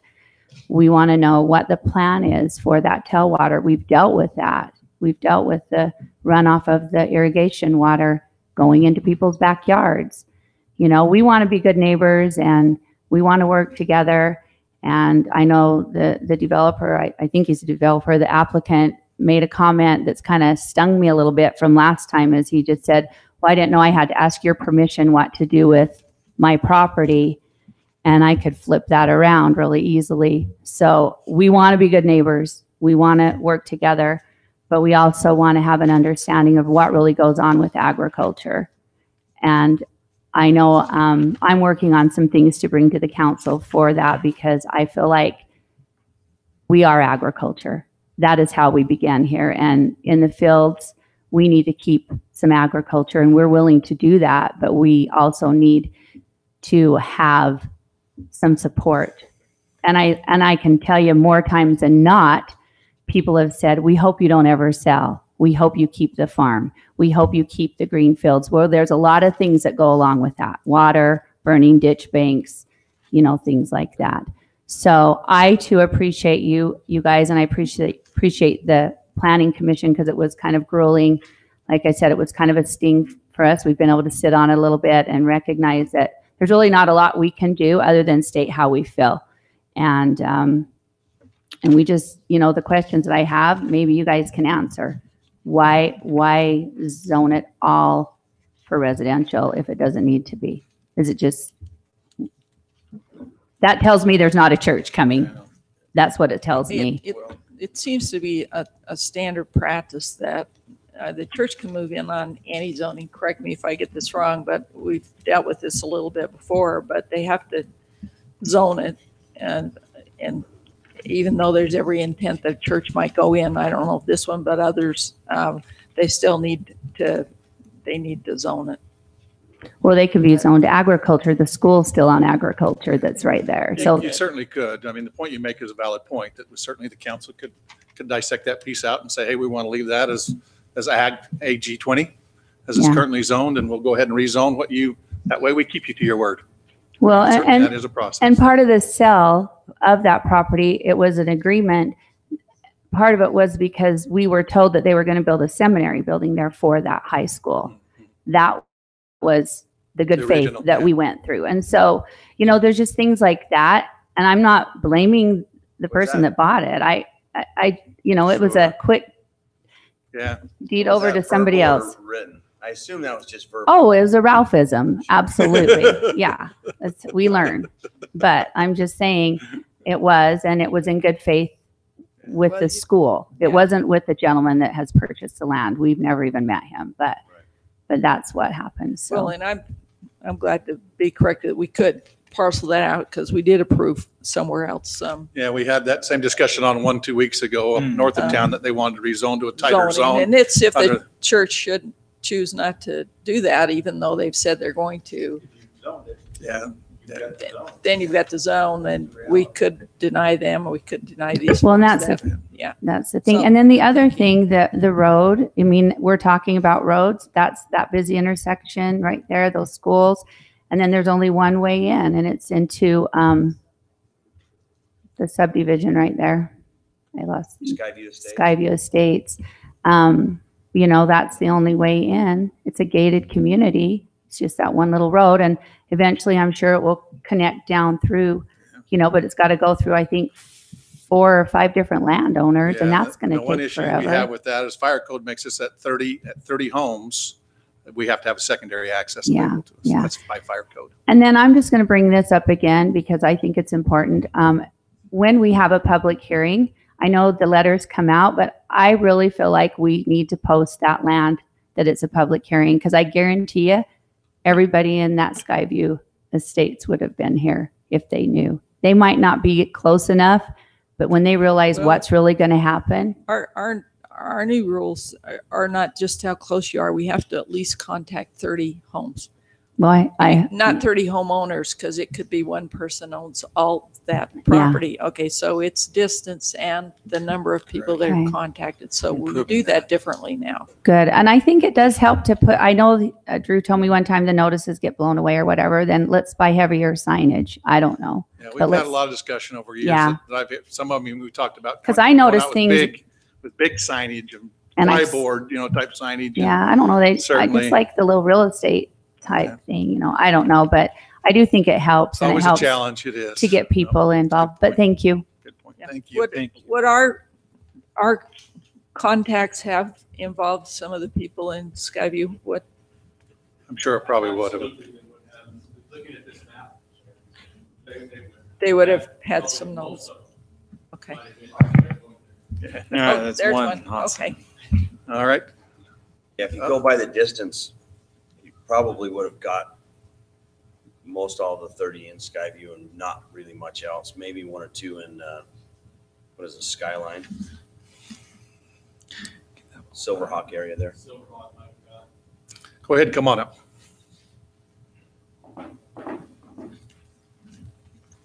Hello, Stuart Shumway representing the buyer.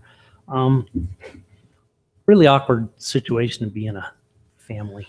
Stuart, you know what, one thing, I'll come back to the council. One thing we found valuable here is maybe to hold you off until the end because we have a lot of other questions that come forward, Okay. rather than you back and forth. If you want to stay right here in the front row, and like I said, I should look to the council's I direction. appreciate Usually on just that saves because it is a saves you very- lots of steps. It's a good flow of the discussion also, which I appreciate. So if there's anyone else that would like to speak prior to our developer coming forward. Seeing, we got one more. Boy, we just about timed him out. He was on the 6 count. You're the man. She's onto something that people didn't know. I found out last night because I texted her about the Coop Snow Cone Shack opening up, and she mentioned that the meeting was here. So, my name's Mark Scoutins. I live in Skyview Estate. I'm sorry, Scoutins. I dare you to spell that. Correct. I was waiting for her to have you spell it because usually she will. Let me preface this by saying I moved here from California. I'm one of those people, and I'm also one of those people who have purchased land and built homes twice now in Washington Fields. So to me to stand up here and say, I want to keep the fields as they are would be a little bit hypocritical of me to a point. With that said, I do feel my kids say that as soon as all the country air is gone, we have to move.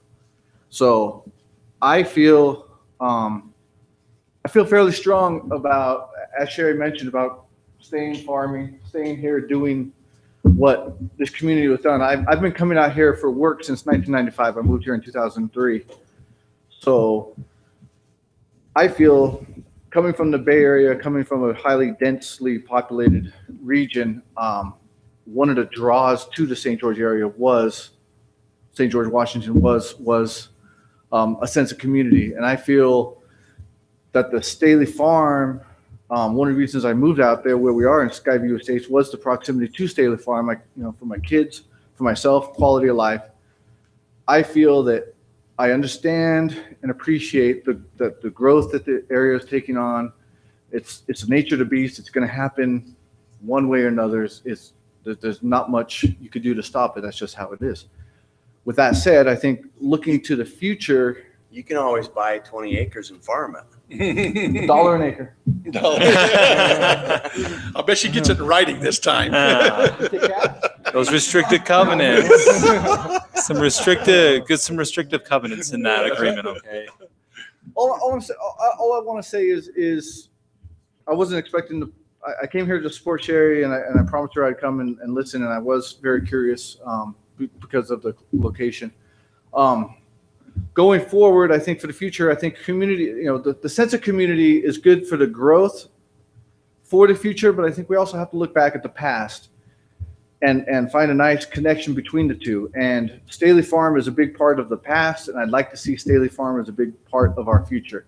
Like aforementioned, my family and I would walk over, ride our bikes over to the Coop to get snow cones, and Sherry would sit and talk with us every once in a while. She talks about how she'd love to keep Staley Farm and kind of not necessarily develop it out, but just develop it into a more of a family gathering, an event location, and that really excites me and excites people, neighbors, friends, coworkers that I've talked to about it, because it once the agricultural land of Staley Farm is gone, it's not coming back, and there's not anything else like that around here that it won't be easily replaced, if ever be able to be replaced. So I just say, I don't know the finer details of this specific activity, but I do want to just say that I hope that your father does not sell anymore.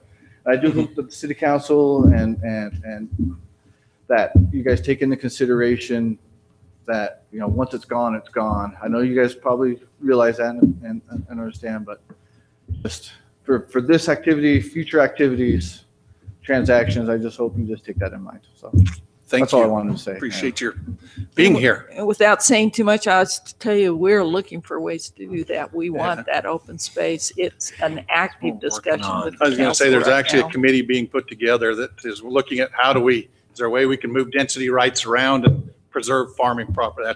This council's, we realize the importance of that as well. And it's just one of those challenging things of how do we accomplish it? So, And the reality of farmland's on, we've been dealing with for decades. Yeah. This part of the state now, either the citizens buy Staley Farms or the farmland and run it as a farm from the citizens' money, from the taxpayers' money, or the Staleys continue to run their farm. I'm not sure who was speaking, but I can't hear. They keep their farm open for the enjoyment of everybody else. Well, I don't know.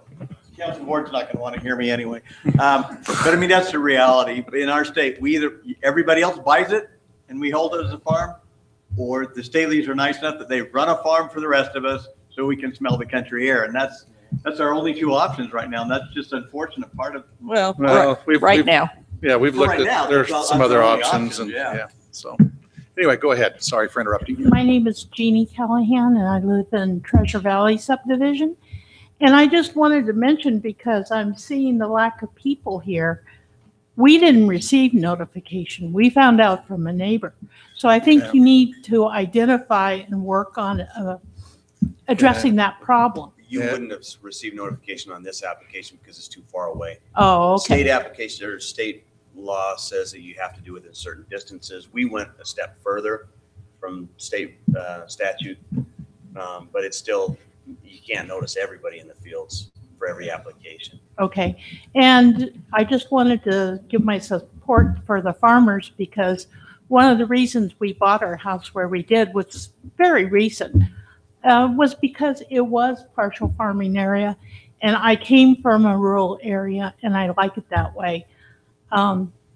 If it's zoned agriculture, I don't see any reason to change it. Thank you. Thank you.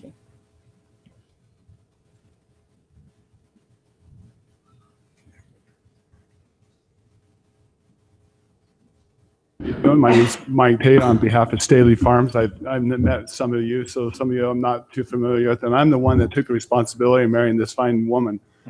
She's been a great influence. I'm here tonight on behalf of their family.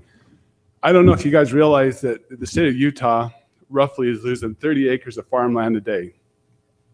In a year, that's 10,950 acres a year in this state alone. Now, I know that we've sold the property. There's nothing we can do about it. We just want to make sure that we preserve the heritage. As we all know, Washington City was based on the farm. It was brought here by Brigham Young. We come down here to plant cotton. Staley Family Farms is 5 generations of farmers. So they know a little bit about farming. They know a lot about the history of Washington City. Now, I understand that the property's been sold, but we got to do everything we can in our power that the people that are moving into these lots around the farm understand that it is an active agricultural business. There's hardly a day that goes by, maybe multiple times a day, we get a phone call about a cow that's in distress, or we got water that's filling up the canal, or water that's overflowing, or et cetera, et cetera. People are very concerned. We get a lot of drive-by farmers helping us with our business. And we admire all of that. Cows in distress, come to find out we're having baby calves, and the mother was just bellowing all night long until she delivered it. Sherry takes a picture, sends it to the lady. We get a lot of involvement. We get this gentleman that came to get snow cones. Right now we're doing farm camp. We got 60 kids this week alone coming every single day from 9 o'clock till noon. It's a very active farm. What we like to do is preserve the history. I know the farmland is shrinking. As we say, we can't buy farmland anymore. It's going to the developers. But I'd like to make sure that we understand that when we sell properties, just because the school is going to lose their charter status, that they have to turn around and sell it to a developer, that we got to make sure that we got to be in front of that we got to know what this actually is being sold for. We were under the impression that it was going to be a seminary building and a ball field. We all know Ralph. Ball fields mean everything to him. Yeah. Basketball, whatever the sport may be. Yeah. And I'm not blaming anybody for being resold. Okay, that's done. It's been signed. It's a contract. But we got to make sure that everybody that moves into these properties understand that that is part of our heritage, part of Washington City. Thank you. Thank you, Steve. Anyone else before we have our developer come forward?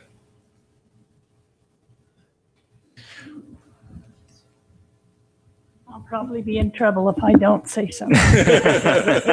My name Thank you, is Catherine. Catherine. No, that's Sherry. he oh. Yeah, he got two for the price of Continue the one. tradition, huh? You know who I am. You know, I'd have voted for every word he said if he wasn't wearing that Utah shirt. We have a problem with that, but we like him anyway. He's well worth the Utah shirt. I just want to say, I mean, you know, I can stand here and tell you how upset all of us were when Ralph made this sale. I mean, it's funny that he's still on the face of the earth, but I like to thank the Utah Jazz. It's really been a hard thing, and it still is. And when I refer to the school, I call it the dumb school, and I shouldn't do that because it was the dumb Ralph that sold it, but I try and be nicer to him. But the thing because I've lived with this kind of thing my whole married life and had the phone calls, our basement's full of water because the water went down a gopher hole, and now it's in my basement. And so that's my main concern, is that whoever develops this and whoever goes in there and buys the property, that they're aware of what they're getting into, that we're not in constant, we're going to sue you because your cows came over. You know, don't come in at night and bale your hay, or, you know, you just have that kind of thing. And I've had it for over 50 years, so I know it will happen. And that's, I mean, what's happened. We have to forgive and forget, but we really do hope that the developers will take all these things into consideration. When I have gone down through Little Valley and I've seen the sign that says, we have the right to agriculture here, I'd like to see that in Washington. And maybe some of you know about that and others of you don't. But I mean, we can't cry over spilt milk. It's done. It's behind us. But please, if there's any way, protect the people that are coming in so that they're not mad at us. Sure. That we're still farming. Could certainly appreciate it. I love that idea with the signage. It's a good Oh, idea. it feels really good when you drive by it. You know, Well, it it's gives okay. everybody notice. I Yeah, mean, and you it's can't- okay. Yep. No, I like that idea. Okay, thank you. Thank you. Thanks. Anyone else before we have our developer? We'll go ahead and invite our developer to come forward. Stuart Shumway, representative developer. Boy, is this awkward. Just a couple of clarifications on some matters. Ralph had been given the opportunity to purchase this property back from the charter school, and he decided not to. He wanted it sold. The new purchaser, who I represent, was Stam Sund Estates. The contract was written under Stam Sund Estates, so he knew full well that it was going to be a subdivision. Second of all, there was an original purchase contract with the church to purchase that parcel right there. The offer that was put together with the charter school and Ralph had to go away because that was all new people. The church is we are still working with the church. In fact, the offer's on my desk. We've been working with staff right now to arrange and make sure that the retention basins for the properties are put together properly. We're just waiting for a maintenance agreement with the LDS church.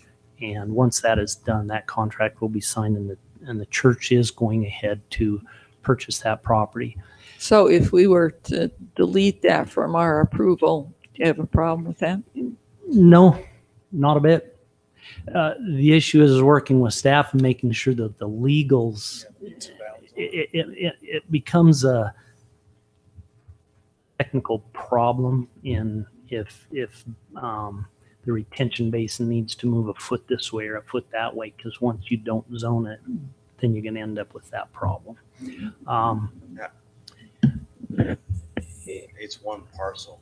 Exactly. But we're trying to keep the 15,000 square foot lots. So in making sure if those property lines move, we do not want to be under the 15,000 square foot minimum. And so every foot counts, on this piece of property. The church, the LDS church, their engineer Dennis, we've been working with him full bore on how to get put together. But if you want to take that out, perfectly fine. I think we're about 99% there. We have no problem with that. One of the problems with this was, and this piece of property was actually, I don't want to throw anybody under the bus here at the city, but none of the zoning or the plats were recorded on any of these parcels, the charter school or anything. And so with our submission, we're cleaning up the final plat for the charter school because nothing has been separated from the Staley property. How could, if the plats weren't recorded, how could they build the charter school? You tell me. The Mylars were put together. They just weren't signed. Drew, I'm not exactly sure what happened there. Yeah, I think that they were just never recorded. Okay, so we're going to clean that up with this situation. As far as homes and traffic, we're talking about 12 homes here. I don't think traffic was brought up as a concern. At Planning Commission it was, and there really isn't here. And as far as future development, if I hear the Staley's correct, they're not going to sell any more property, so this will be the only 12 homes there, which are situated between a church and a charter school. I think their biggest concern is that those homeowners understand what a farm around them means, and it does mean baling hay at 3 a.m. The developers themselves are going to build their homes there, so they're fully aware of there's the ways situation that we could put that's that there. on notes on on things Put it that on the say, plat. And beware, staff has beware, asked you'll hear us. tractors all night long. It's like Staff has asked anything us from to put that on agriculture our is- plats, and we have that this is active agriculture.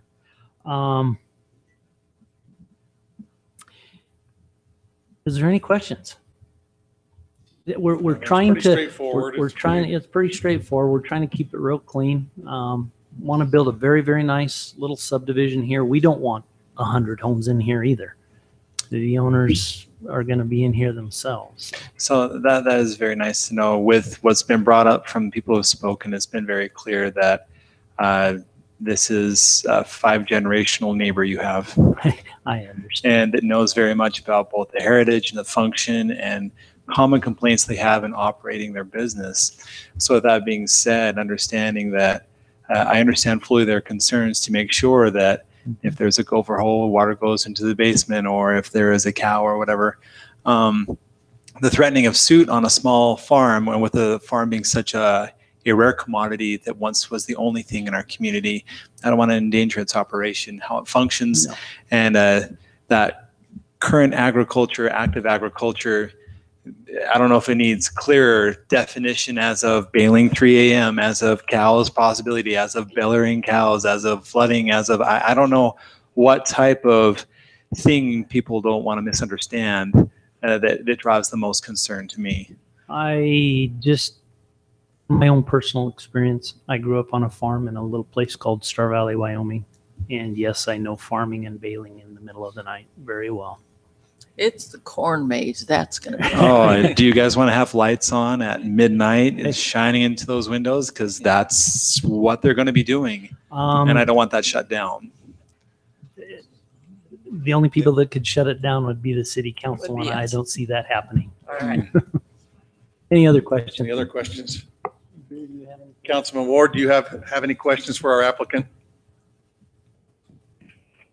Well, I don't really have any questions. We're well aware of what a golf course in our city does for the property value and for the increase of happiness and life and in our community. But yeah, these farms and these beautiful organizations, I think they need all the help we can get. I would echo the concerns that have been put out there already that we want to make sure that that the people who are buying into that understand that they're buying into a place that does have some history to it, and the city council is going to support that history because that's something we definitely want in our community long term. Thank you, Councilman. Good points. Any other questions? Appreciate your time. Thank you. Anyone else that wants to come and speak that hasn't spoken to this? Seeing none, I'll come back to council for closure. Move closure. Motion for closure by Councilwoman Granger. Second. Second by Councilman Belliston. Huff, looking for a vote. Oh. Just to close the public hearing. Oh, aye. Clough, aye. Granger, aye. Belliston, aye. Turek, aye. Lord, aye. Thank you. This again will be heard in 2 more weeks. That vote and decision will be made in 2 weeks. Our third public hearing this evening is to discuss our 2018-2019 budget for Washington City Administrative Services Director Kimberly Roosh. I'm glad you reminded me we're just going to close this. You thought you were voting on it. Oh, I was struggling. Mayor and Council, or Mayor Pro Tem, thank you. The budget has been out for review. It was presented on April 25th council meeting, and it's been out for public review. We've had a couple of different workshop meetings and incorporated some requested changes by the council. The budget for consideration tonight totals $60,435,222.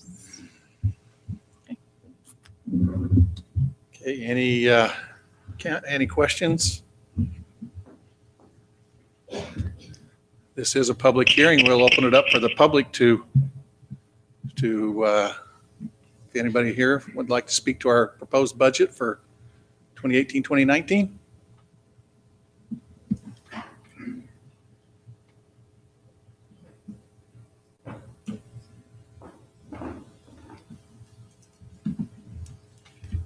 Hello, my name is Mike Dillon. I'm a fairly recent resident to the Washington City. This is my first council meeting. And since this has to do with city budget, I would like the city council to consider budgeting money to consult with an audio and acoustic company to improve the acoustics in this building.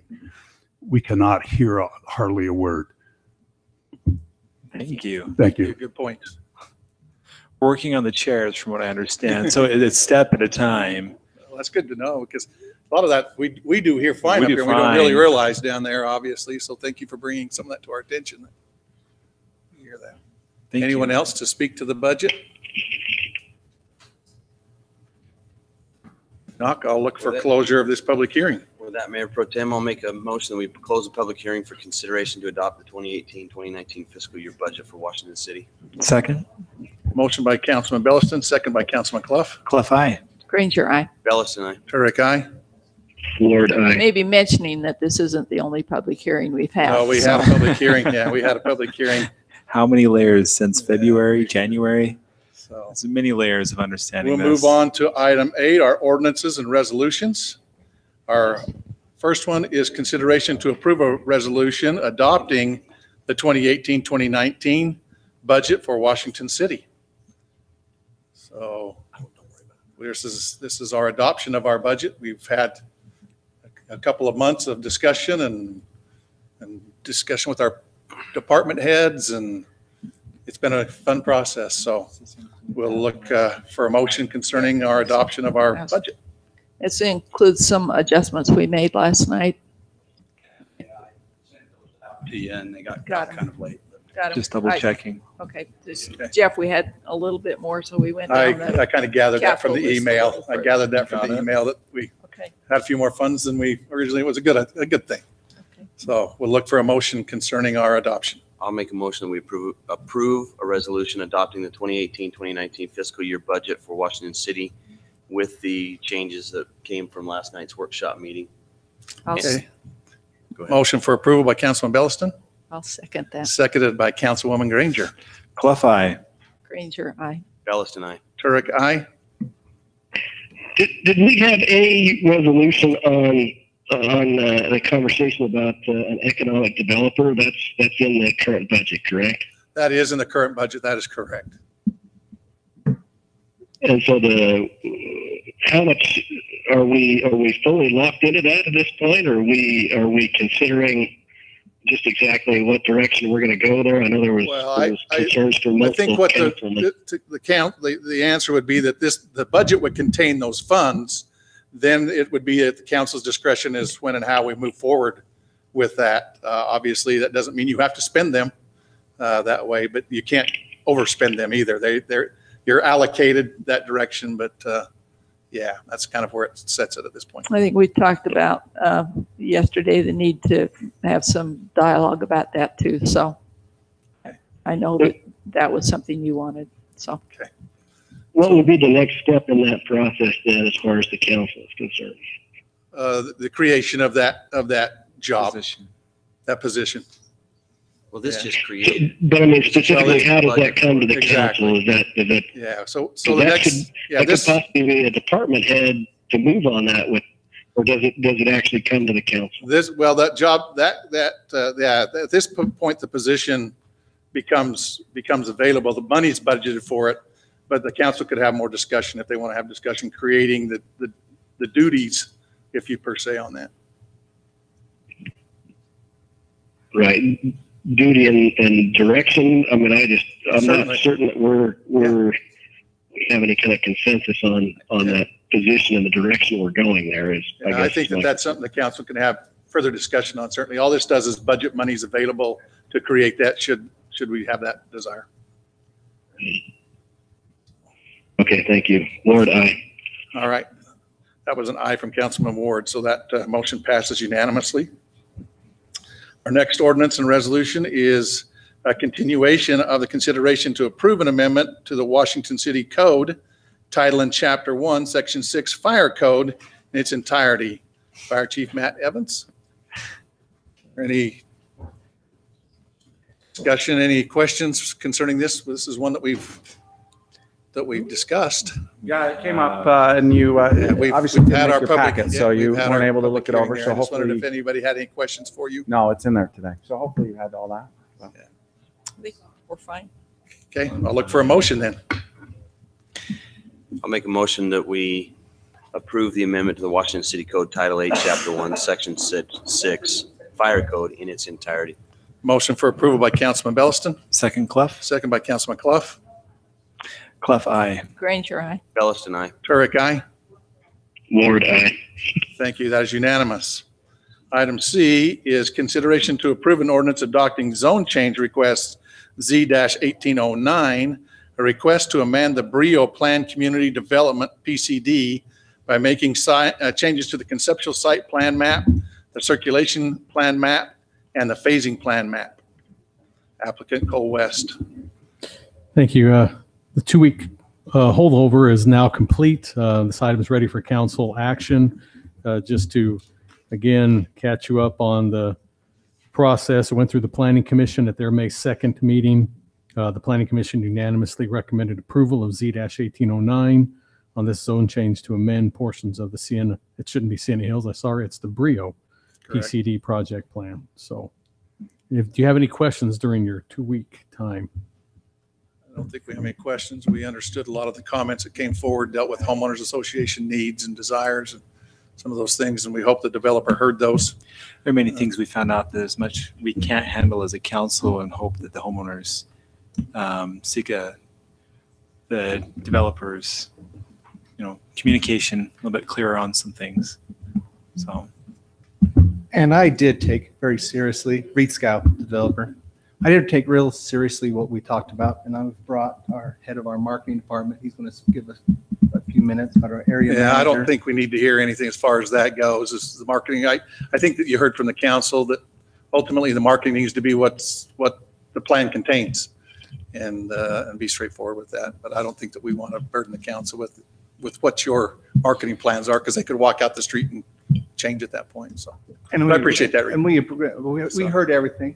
So, And yeah, we just okay. want to know, we have Correct. taken it very serious. I even got letters, recommendations from our board, our resident advisors, and I want you to hear that there's another side. Well, We are trying to do the right thing. We are trying to be. a good We'll hear that from the residents when it happens up there. We will hear it. I guarantee you. So keep up the good work. No, I appreciate his bringing people with him to try to clarify that, because there is a trust issue too. because- Well, and I think that's, like I say, the key component is that moves into the residents up there. I agree with that. So. Well, as this continues as a PCD to change and evolve and grow, I don't mind hearing any changes as it is. But that being said, I'm fully aware of what may happen the moment that this walks out. If you have anything to update, if you could keep it brief, that would be very helpful. I just like one Jeff more has to request. allow that. Just to be Come on. My name is Dave Nielsen.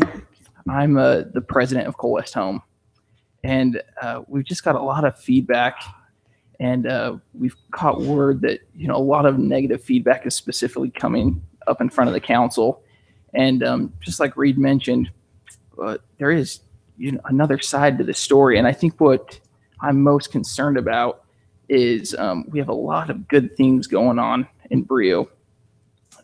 I was asked 2 years ago to come in and take over the project, and it was pretty well documented. It got off to a rocky start, and it was put in front of me that we had a lot of work to do from the owner of the company, and we came in, and 2 years ago we went to work.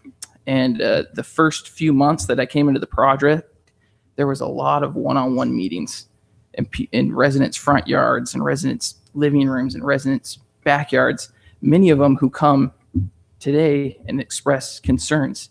And we work diligently. I personally work diligently to be able to help these residents and be able to be their aid and be able to come and help them out.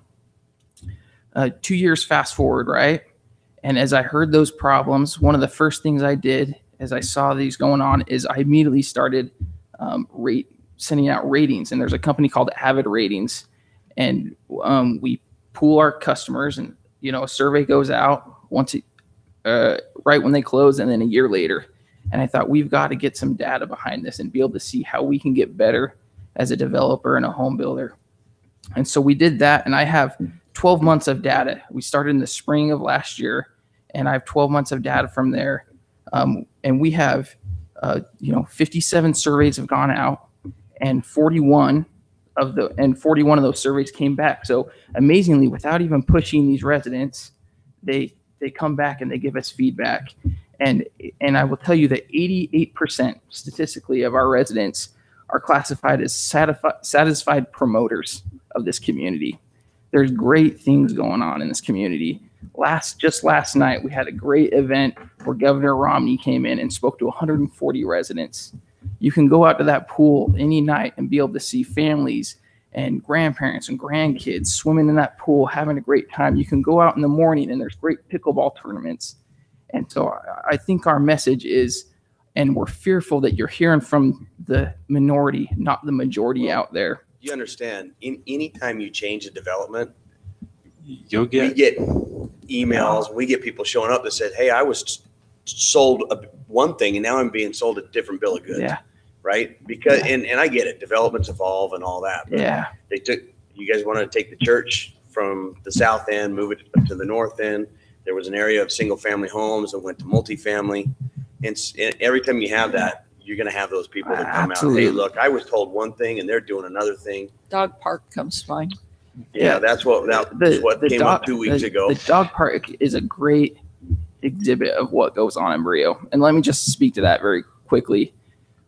Initially, dog parks were presented. That was part of the plan. The owner of our company loves dogs. He has a dog named Charlie. I joke around with him and I call it Chuck, and it makes him mad. And he wants a dog park. And we heard that from the residents. So what we do is we go to work for the residents. And Reed Scow does a great job at balancing working for the declarant and being an HOA president, better than I've ever seen. He cares about the residents. The hand goes up every other month. We have in all meetings. appreciation of what you're saying, we are aware of why things have changed, and we're aware of that movement. I was wondering if there was something new. I think our developer Reed Scow has done very well articulating your concerns as you have them. Just knowing as there are people who are coming in with whenever things do change, the verification of what they bought is something they can continue to believe in. That's huge. Let me finish my thought on the dog park, because this is a great example of what I've experienced out there. So we go to work to get a dog park put in there. The first thing we do is we go to our management company, CCMC. They've run Coral Canyon, the gold star for how HOAs are supposed to be run in Washington City. And the first thing they do to us and say, nationally, HOAs are telling us to not put dog parks in. There's liability that come. Dogs get bit. That People was get explained bit. to us a couple of weeks ago, and I'm good with that, and I understand that, but it's still in the marketing materials, So, or at least up until recently. but the desire and what we intended to do was a dog park. But then when legal counsel tells you not to I do it, understand that, but when your counsel tells you not to, you need to pull it out of the marketing materials. That's all we're saying. That's it. okay, You know? yeah, it's simple. And I think the only thing I'm saying is there's a lot of great things out there, and there's a lot of happy people in Brio. I think this council recognizes that. I think we Yeah. recognize, we feel that it's an asset to our community. We really do. Yeah. It's a great asset. It's not just an asset, it's a great asset to Yeah. our community. Yeah. We do have the concerns of when the residents come to the council seeking some relief that we really can't offer them anything. All we can do is look back at the developer and say, look, guys, you got to do something. You got to do better than this. Because you're staining all of us. Yeah, and that's one thing is one of your greatest gifts you'll give to those people in Brio is a connection to the city. Yeah. And we care we have as this develops and grows is as we hear people, you're training citizens' expectations of us. And there's a lot which we cannot do at your stage. And so I would say one of my hopes and kind of a summation of just to pass on for you from a council is we like very happy residents. So do we. So do we. And and when we don't I have will tell those, you that they get our 88% concern. of them are very happy. I understand. And Well, you even some that were here with concerns because they felt like the marketing materials that they bought into didn't show some things accurately. They still express that they like to live there. That's how I appreciate you saying that. And I want you to know that you have our commitment. You know, as developers, as builders, we do care about these residents. We care about these people. I believe Coal West Home is a benevolent company, and we're out here. I'm a Washington resident. I'm going to be here for a long, long time. We're looking to do the right thing every time, and that's the mantra that we tell the team. Right. The last thing, this is getting long, but I asked for the council's help. There's rumors going around that the Brio development and the partners have association with the Main Street exit on-ramp and off-ramp. I would ask for your help to help us squash that. I can be honest with the groups that I've been involved, we have tried to do that. Simply, it comes through the engineering firm. Yeah. And that's where the tie is, and people have drawn that conclusion together. What engineering firm is it so I can go address it? It is Horrocks Engineers. Is it Horrocks? So you have the same engineers as UDOT chose. UDOT chose on the off ramp, and that's so they've made that connection together of the same engineers working out. You got to be in cahoots. Oh, with each in other. fairness, I don't mind talking about I that, hear but what at a you're different time, that's not part of what we're talking about tonight. So that's we'd love to talk to you on you'll a see that separate. going forward. Okay. Thank you. Appreciate it. All right, we'll come back Yep. to the council and look for a motion. Mayor Pro Tem, I'm ready to make a motion that we approve an ordinance adopting zone change request C-18-09. A request to amend the Brio Plan Community Development by making changes to the conceptual site plan, the circulation plan map, and the phasing plan map. Motion for approval by Councilman Belliston, seconded by Councilwoman Granger. Clough, aye. Granger, aye. Belliston, aye. Turek, aye.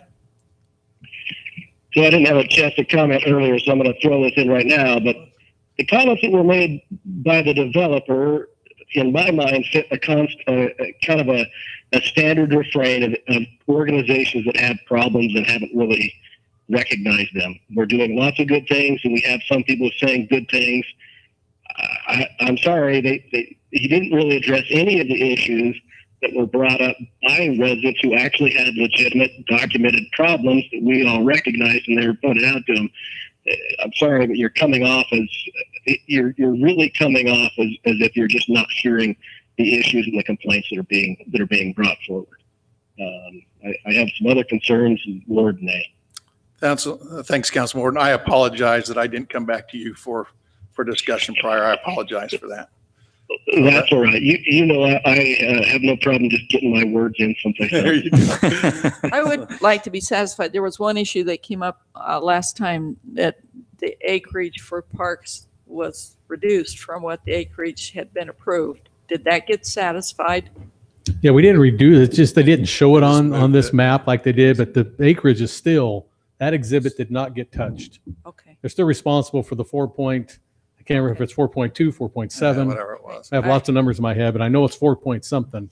They're still responsible for that. And Mr. Scow has stated from this pulpit 2 or 3 times that 4.27, whatever it is, will be in there. So, I appreciate and that we'll, reassurance. he knows I'm keeping my eye on those little things. Right. Okay. So, All right, that motion passed 4-1 then. We'll move on to our next item, which is consideration to approve a resolution setting the property tax levy for Washington City's fiscal year beginning July 1, 2018. Just real quick, this Manager is with Carter. regards, I'm sorry. Go ahead. This is with regards to the general property tax of the city, and it is set at .001256 by the county auditor, and that represents no property tax increase for the community when we would request council adoption of the certified tax rate. It is represented in the budget. Give us that tax rate one more time. .001256. It sounds like somebody is saying something important. Can they lean into the microphone a little bit more? I missed almost all of that. Yeah, it's Manager Carter's going to give us the certified tax rate one more time. It's not important. We just need a yay vote. The certified general fund, the general property certified tax rate is .001256, which is the tax rate provided to us by the county. It does not represent any property tax increase. So it represents a neutrality, no increase, no decrease in property taxes beginning July 1, 2018. With that, we'll look for the motion from the council. I move approval of the property tax levy for the fiscal year beginning July 1st, 2018 of .001256. Council for approval by Councilman Granger, seconded by Councilman Belliston. Clough, aye. Granger, aye. Belliston, aye. Turek, aye. Ward, aye. Thank you. Our next one is consideration to approve a resolution setting the property tax levy for the Washington City Special Service District in Coral Canyons for the fiscal year beginning July 1, 2018. Manager Carter. This one we're kind of particularly proud this year. We've always had a set rate. This is just for the Coral Canyon residents with regards to the Special Service District, and they're aware of this particular tax. We have always historically had it at a .003, as we've established actually by bond documents. We've held that, but we're grateful to say that this year, because of funds and appraised value, that property tax is .002525, which indicates a reduction in the Special Service District property tax. So this resolution though shows .003. She added the other one. Oh. We had that discussion last night, if you'll remember, and we had. I did. I was just looking at the resolution on my iPad. So it's all good. With that, I'll make a motion that we approve a resolution setting the property tax levy for Washington City Special Service District in Coral Canyons for the fiscal year beginning July 1st, 2018 at a rate of .002525. Second. Motion for approval by Councilman Belliston, seconded by Councilman Clough. Clough, aye. Granger, aye. Belliston, aye. Turek, aye. Can I just be clear that it was just a rereading of it and not anything additional that went on there? I missed some of what Belliston said. Yeah, it was just a rereading, actually a clarification of what that tax rate was, because we had the original had it at a .03, and it actually is a 2525. So we had a revision of that, which actually lowered that because those bonds, the refinancing have lowered that debt. We've been able to pass that along to those taxpayers. Thank you. Lord, aye. Thank you. That passes unanimously. F, consideration to approve an ordinance adopting and setting a transient room tax for Washington City. Handling that one? I can. We had this discussion last night with regards to the ordinance of the transient room tax. This is a 1% local option tax on any less than 30-day rental, which typically will apply to your hotels, the hotels we have, the vacation rentals, and any that fall under that category. Once this is approved, of course, it is collected by the state tax commission because it is a recognized tax in the state. They will do the collection. The earliest we can, if we approve it this evening, which staff is making a recommendation that we do, then it would go into effect at the earliest is October 1. Okay, any discussion, Councilman Ward? No, thank you. Okay, we'll look for a motion. That being said, I make a motion to approve the ordinance adopting and setting a transient room tax for Washington City as discussed. Approval, and that's at 1%, right? 1%. I'll second that. Motion by Councilman Clough for approval, seconded by Councilwoman Granger. Clough, aye. Granger, aye. Belliston, aye. Turek, aye. Ward, aye. Thank you. That is unanimous. Item 9, an agreement. Consideration to approve an agreement between Washington County and Washington City regarding the transfer of ownership of real property located in Washington, Utah. Washington County Commission and our Public Works Director, Mike Shaw. Thank you, Mayor Pro Tem, Council. These are two parcels of property that the county has had ownership in, and they no longer want them, so they want to give them to us. So what they are.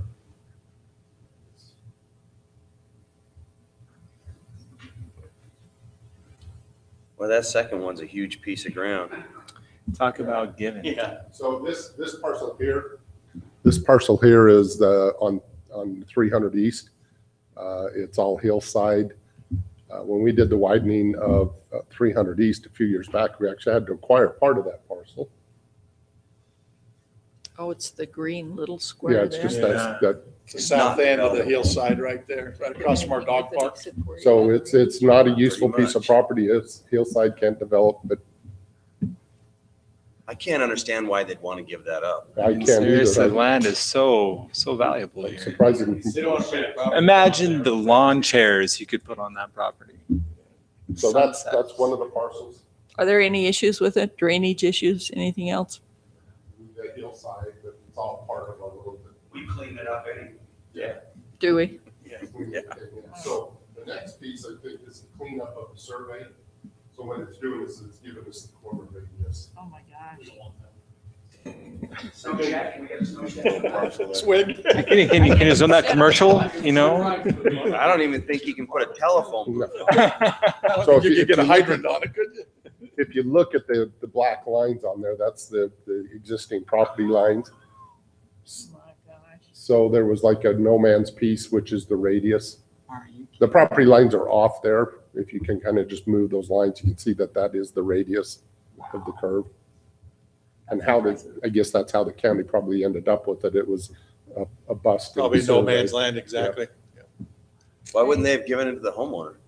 Well, it's our road radius. Oh, okay. So that makes sense. See, this line here is our areas don't overlay exactly. Sure. That's the property line, which should be out here. So Okay. if you just shift it, it's actually our radius. Great. Any discussion from Mike concerning those large and spacious parcels?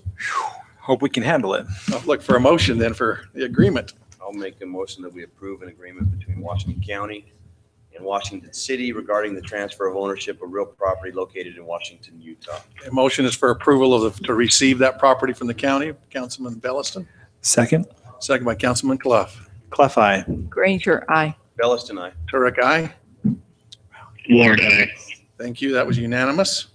Mayor Pro Tem, also to sign, because I think we have to sign the counter agreement doing it. I'm assuming it goes with that the mayor, I can sign up on that. Did you hear that, Councilman Ward? So there's no Council Starkey was just clarifying that also that gives authorization for signage for us to sign to receive that property. So Okay, thank you. making sure you could hear.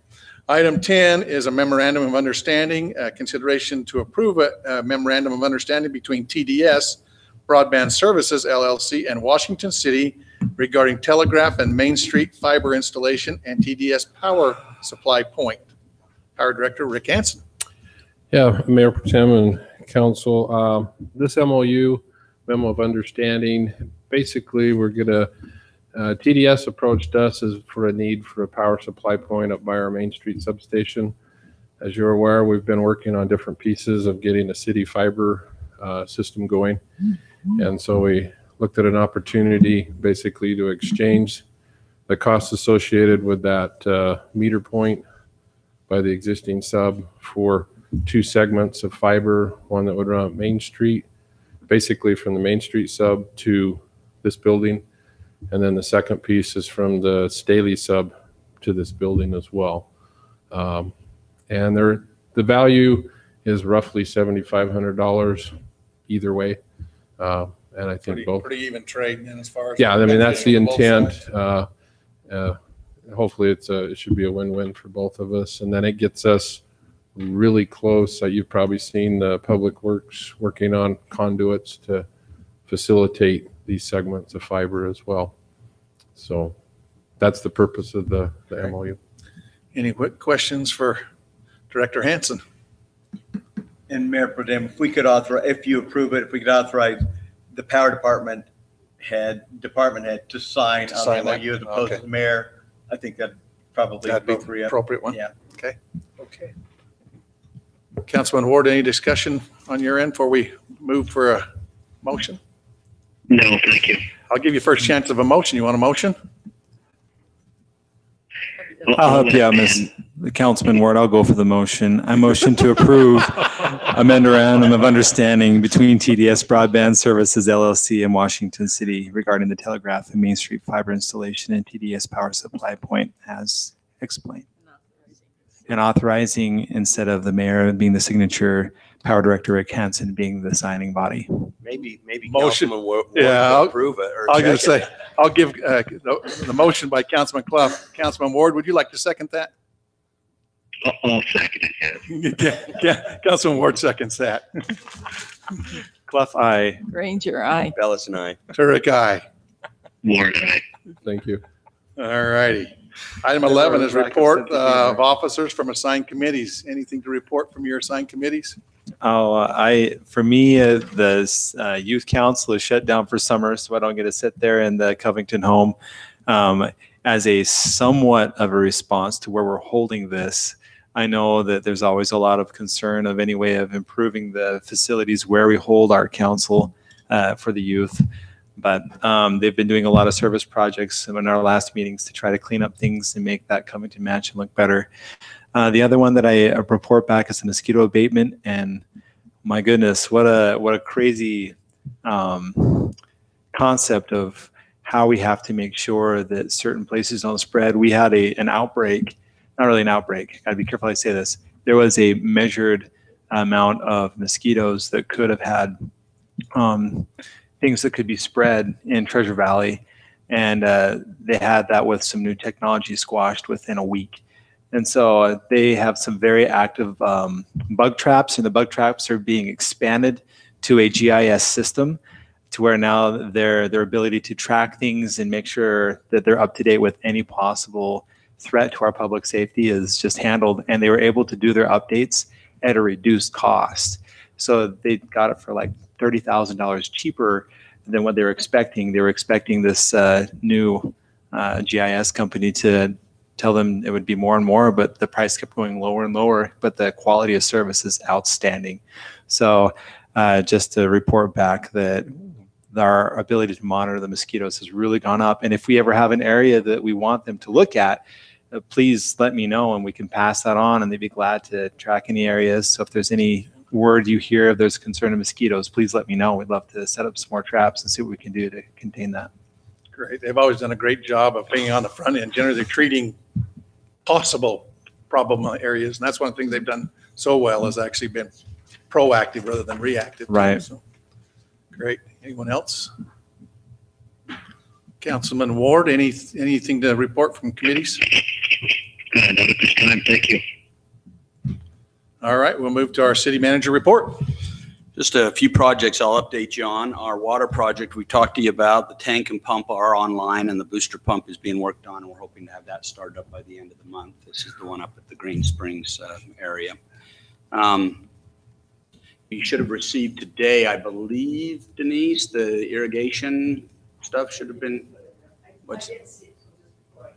Okay.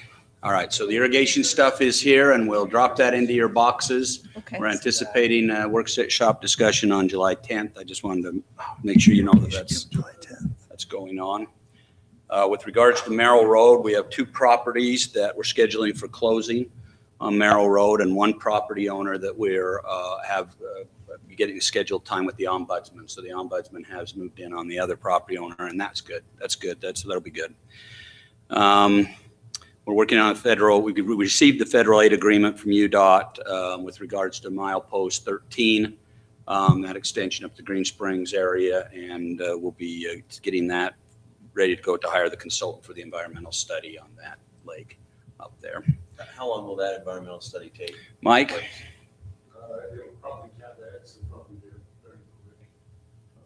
So an exempt category is what that means. So Parkway sub, I probably won't mention this because I think, well, maybe this is the first time it probably is.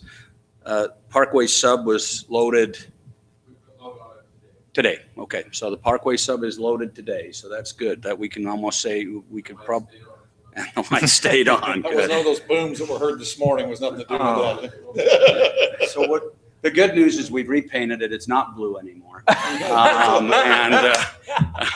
So you'll like the color. I think you'll like the color. Blends in okay. Did you have a question, Councilman? Well, I was just asking what's going on down 300. That's your fiber, isn't it?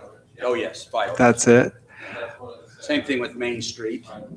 What we've been working on Main Street and fiber. I just know that first week of June, there seemed to be a lot of flickers and stuff in the power. All of our stuff kept on resetting and clocks and stuff. And I live just south of Telegraph. Was there just some changings and stuff? There was actually, I think on that one, they found a bird in the line. It kind of went on, went off, went on and off. No bird. Can I?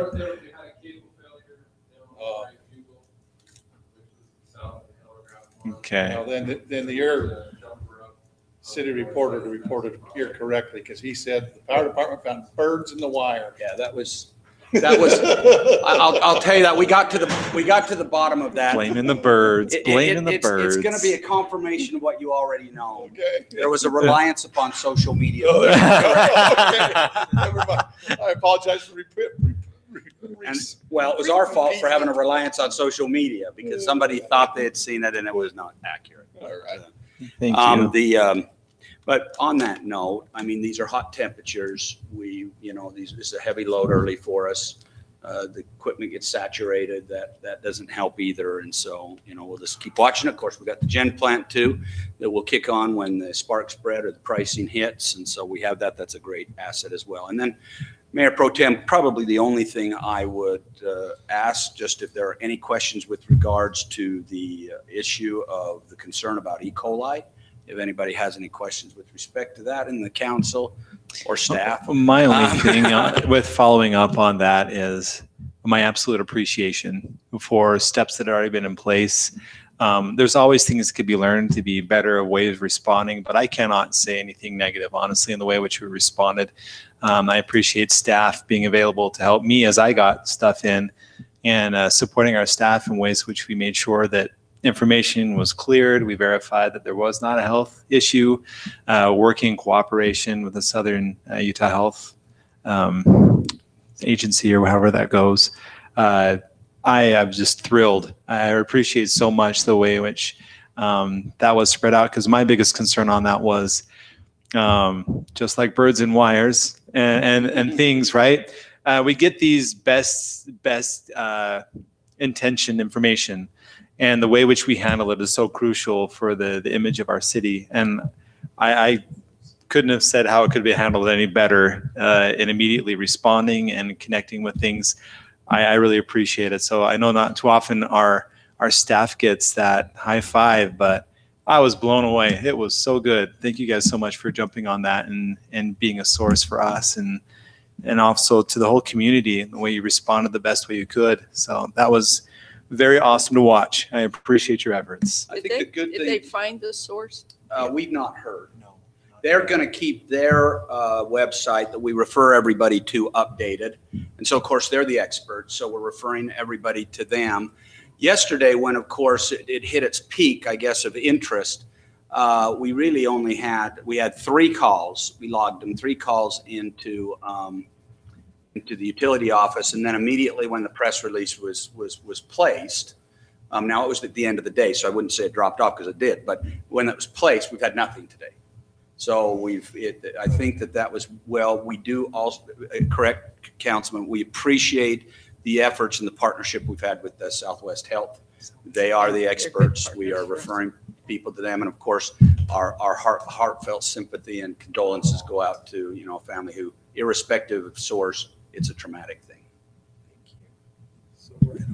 Great. Well, with that, we'll look for our item 13, our adjournment motion. So moved. Motion made, seconded. Second. Very good. Clough eye. All ayes. All ayes. Ellis and I. Thanks for joining with us, Councilman Ward. Hope you have a safe trip. Thank you. Appreciate it. Good night.